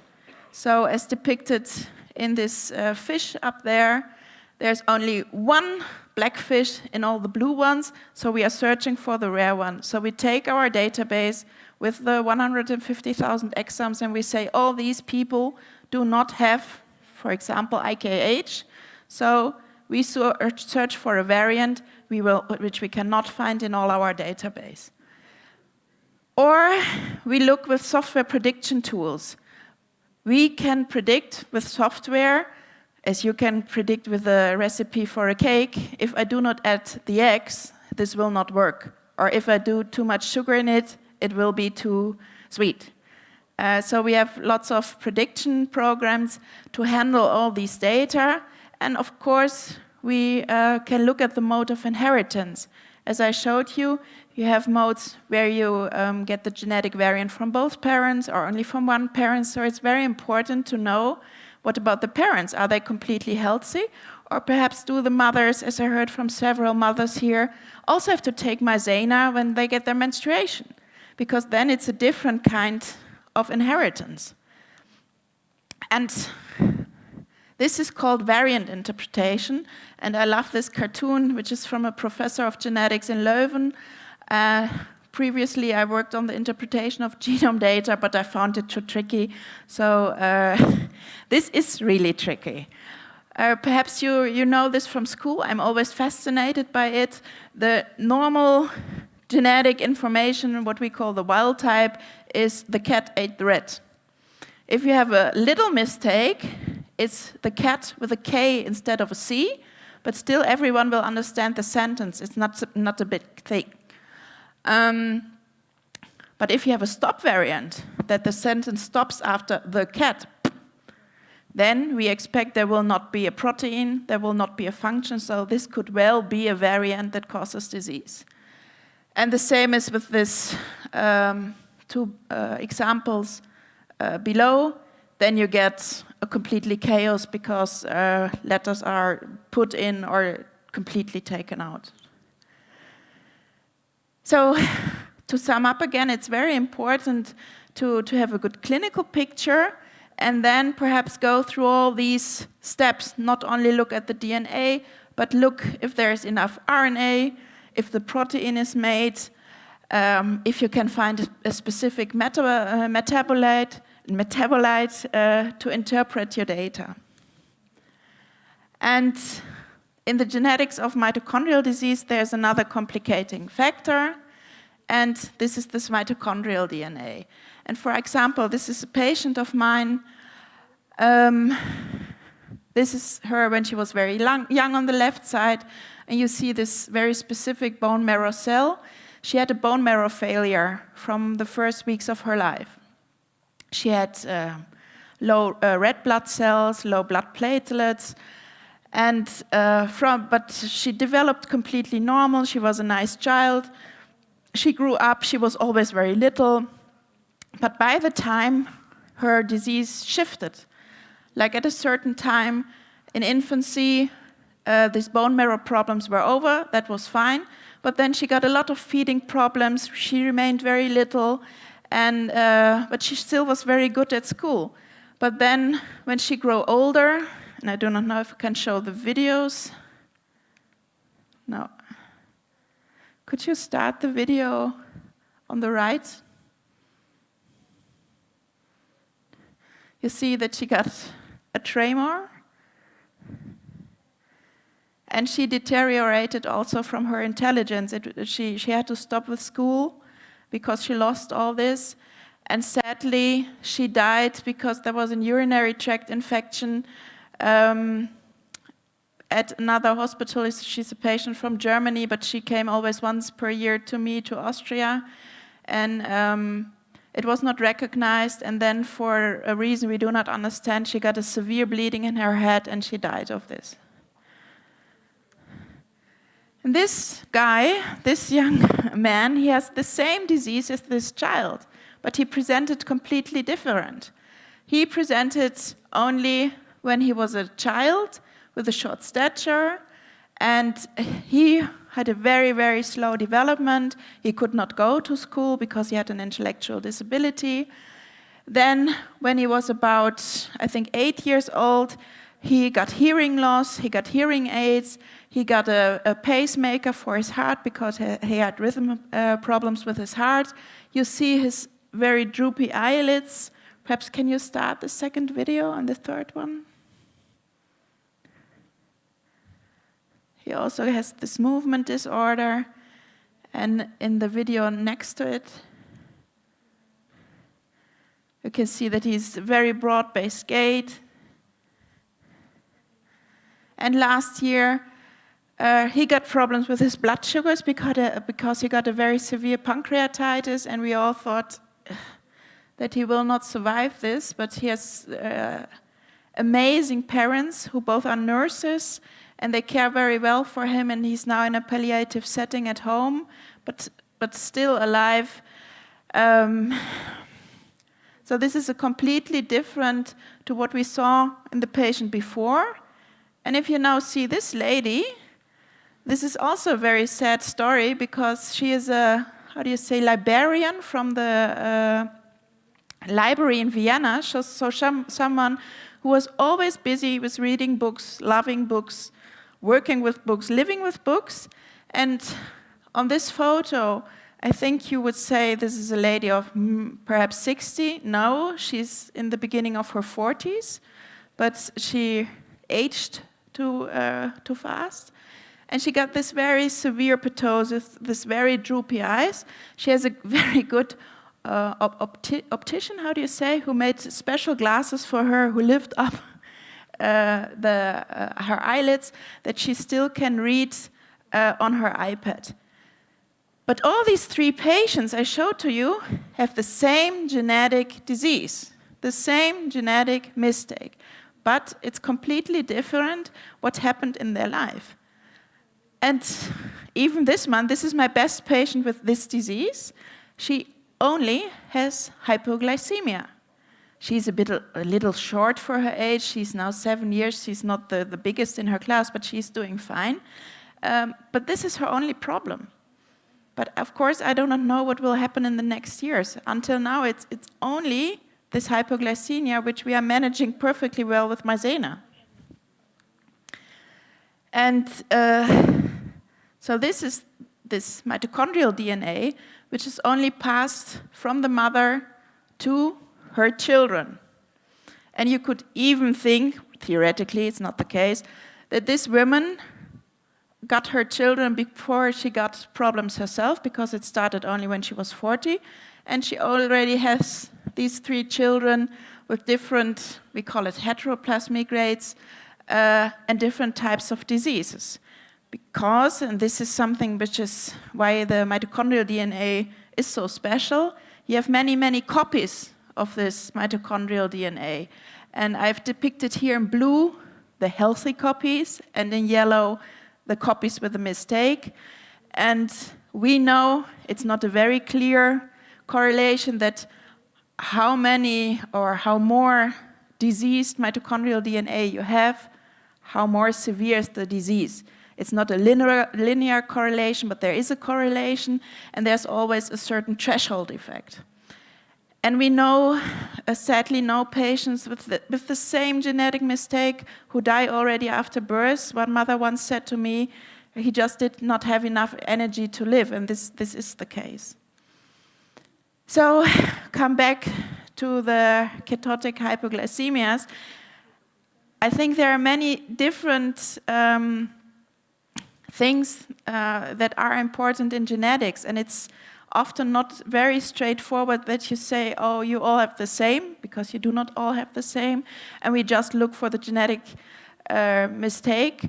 It can be that we have different genetic variants, different patterns of inheritance, of course different severity, and it can be a big project to unravel this, and perhaps we have to do it for every single family in a different project, and you do not have all the same.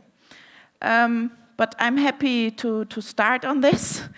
And I think, as we are especially here talking about nutrition and the effects of nutrition, we also have to take so-called epigenetic mechanisms into account. Because perhaps some of you have heard about the hunger winter studies, that were studies in the Netherlands during the World Wars, where people did not have enough food. At that time, the epigenetics changed, so certain genes were switched off, and this effect was passed through to the next generation.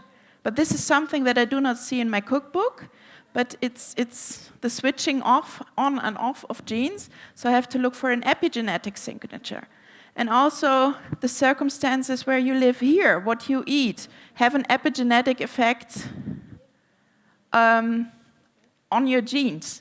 So it can be very, very complex to unravel what is the reason for the ketotic hypoglycemias here in the Färöer. You have preconceptional effects of nutrition, effects during the fetal life in the uterus of the mother, postnatal nutrition, you have genetic variation. All of us have different genetic variants.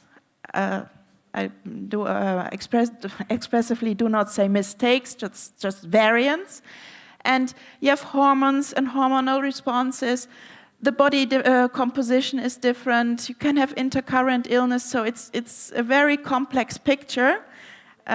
But I would be happy to help unraveling this. And so I thought for myself, what are now the conclusions?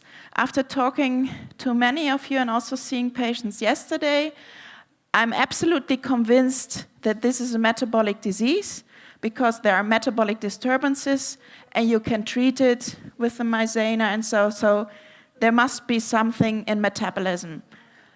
And to me it seems that it's not the low glucose which is the problem here, but more the high ketones. But this is more a gut feeling, but I see the experts nodding. It is much more frequent here than in the rest of the world. So I think we have a good chance to find the genetic background with some buts, which I showed you. And I could imagine that it could be a very specific genetic mistake. Normally, all the things I showed to you are diseases where the enzyme is not working well, where you have a deficiency, that you have not enough protein which is working right. But nowadays we learn that it can also be the other way around. You can get so-called gain of function variants, which makes that enzymes go hyperactive and perhaps in your case produce too much ketones.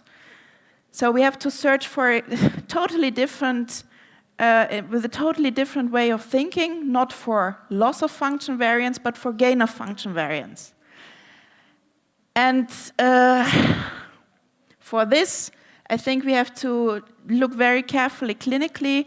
What does everyone has? How high are the ketones? How low do the blood sugars get? How long can someone fast? What are the clinical symptoms? To get this very precisely, if we look into the genetics data, to make groups, to say, okay, this one, they have the same, so we look for the same genetic variant, and this one have another thing. And I think we can try this with an exome or better genome-wide approach and add these other techniques, like looking at a protein level, looking at an RNA level. For this, you will need blood, and for some of the patients, a little skin biopsy. We can search for this epigenetic signature. Also, this can be done in a high-throughput test on the entire genome. And then I think it would be very interesting to set up methods, because they are not available yet, to measure the flux through a metabolic pathway, so that you can see, is this pathway functioning normally at a normal pace, or is it upregulated? But we have to set this up.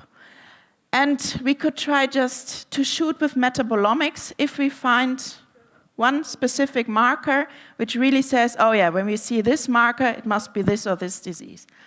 So, and then there is a little but in the lowest line.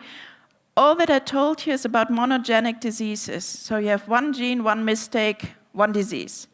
But you also have conditions, like you all know, diabetes or something like that, which is very frequent in the population and the society. And then you need other genetic methods. These are called genome-wide association studies, GWAS studies, but you can only do them in really big cohorts, and not in 100 people, but you need 100,000 to do this, so we will not be able to do this. And with this, I would like to stop. I would say eat cookies, love cats, and stay curious. And I'm really happy together with you to work on this and come back to the Faroe Islands to discuss what we can do, to go through the steps. What did we find? How can we proceed? And I hope that I can help to unravel this a little. Thank you very much.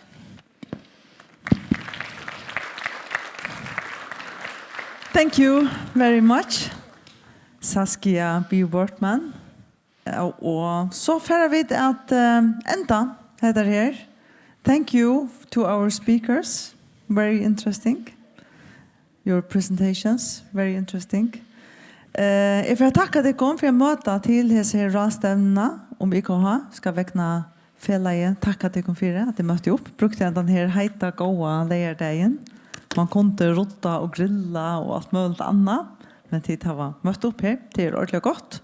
Och vanligt hade finns en neckpostur i det. Och gott fikskifte framhållande. Tack för det.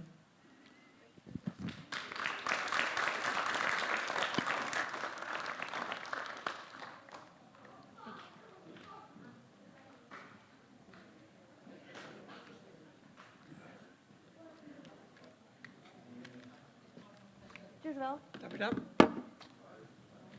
Så klarar vi bägge fort.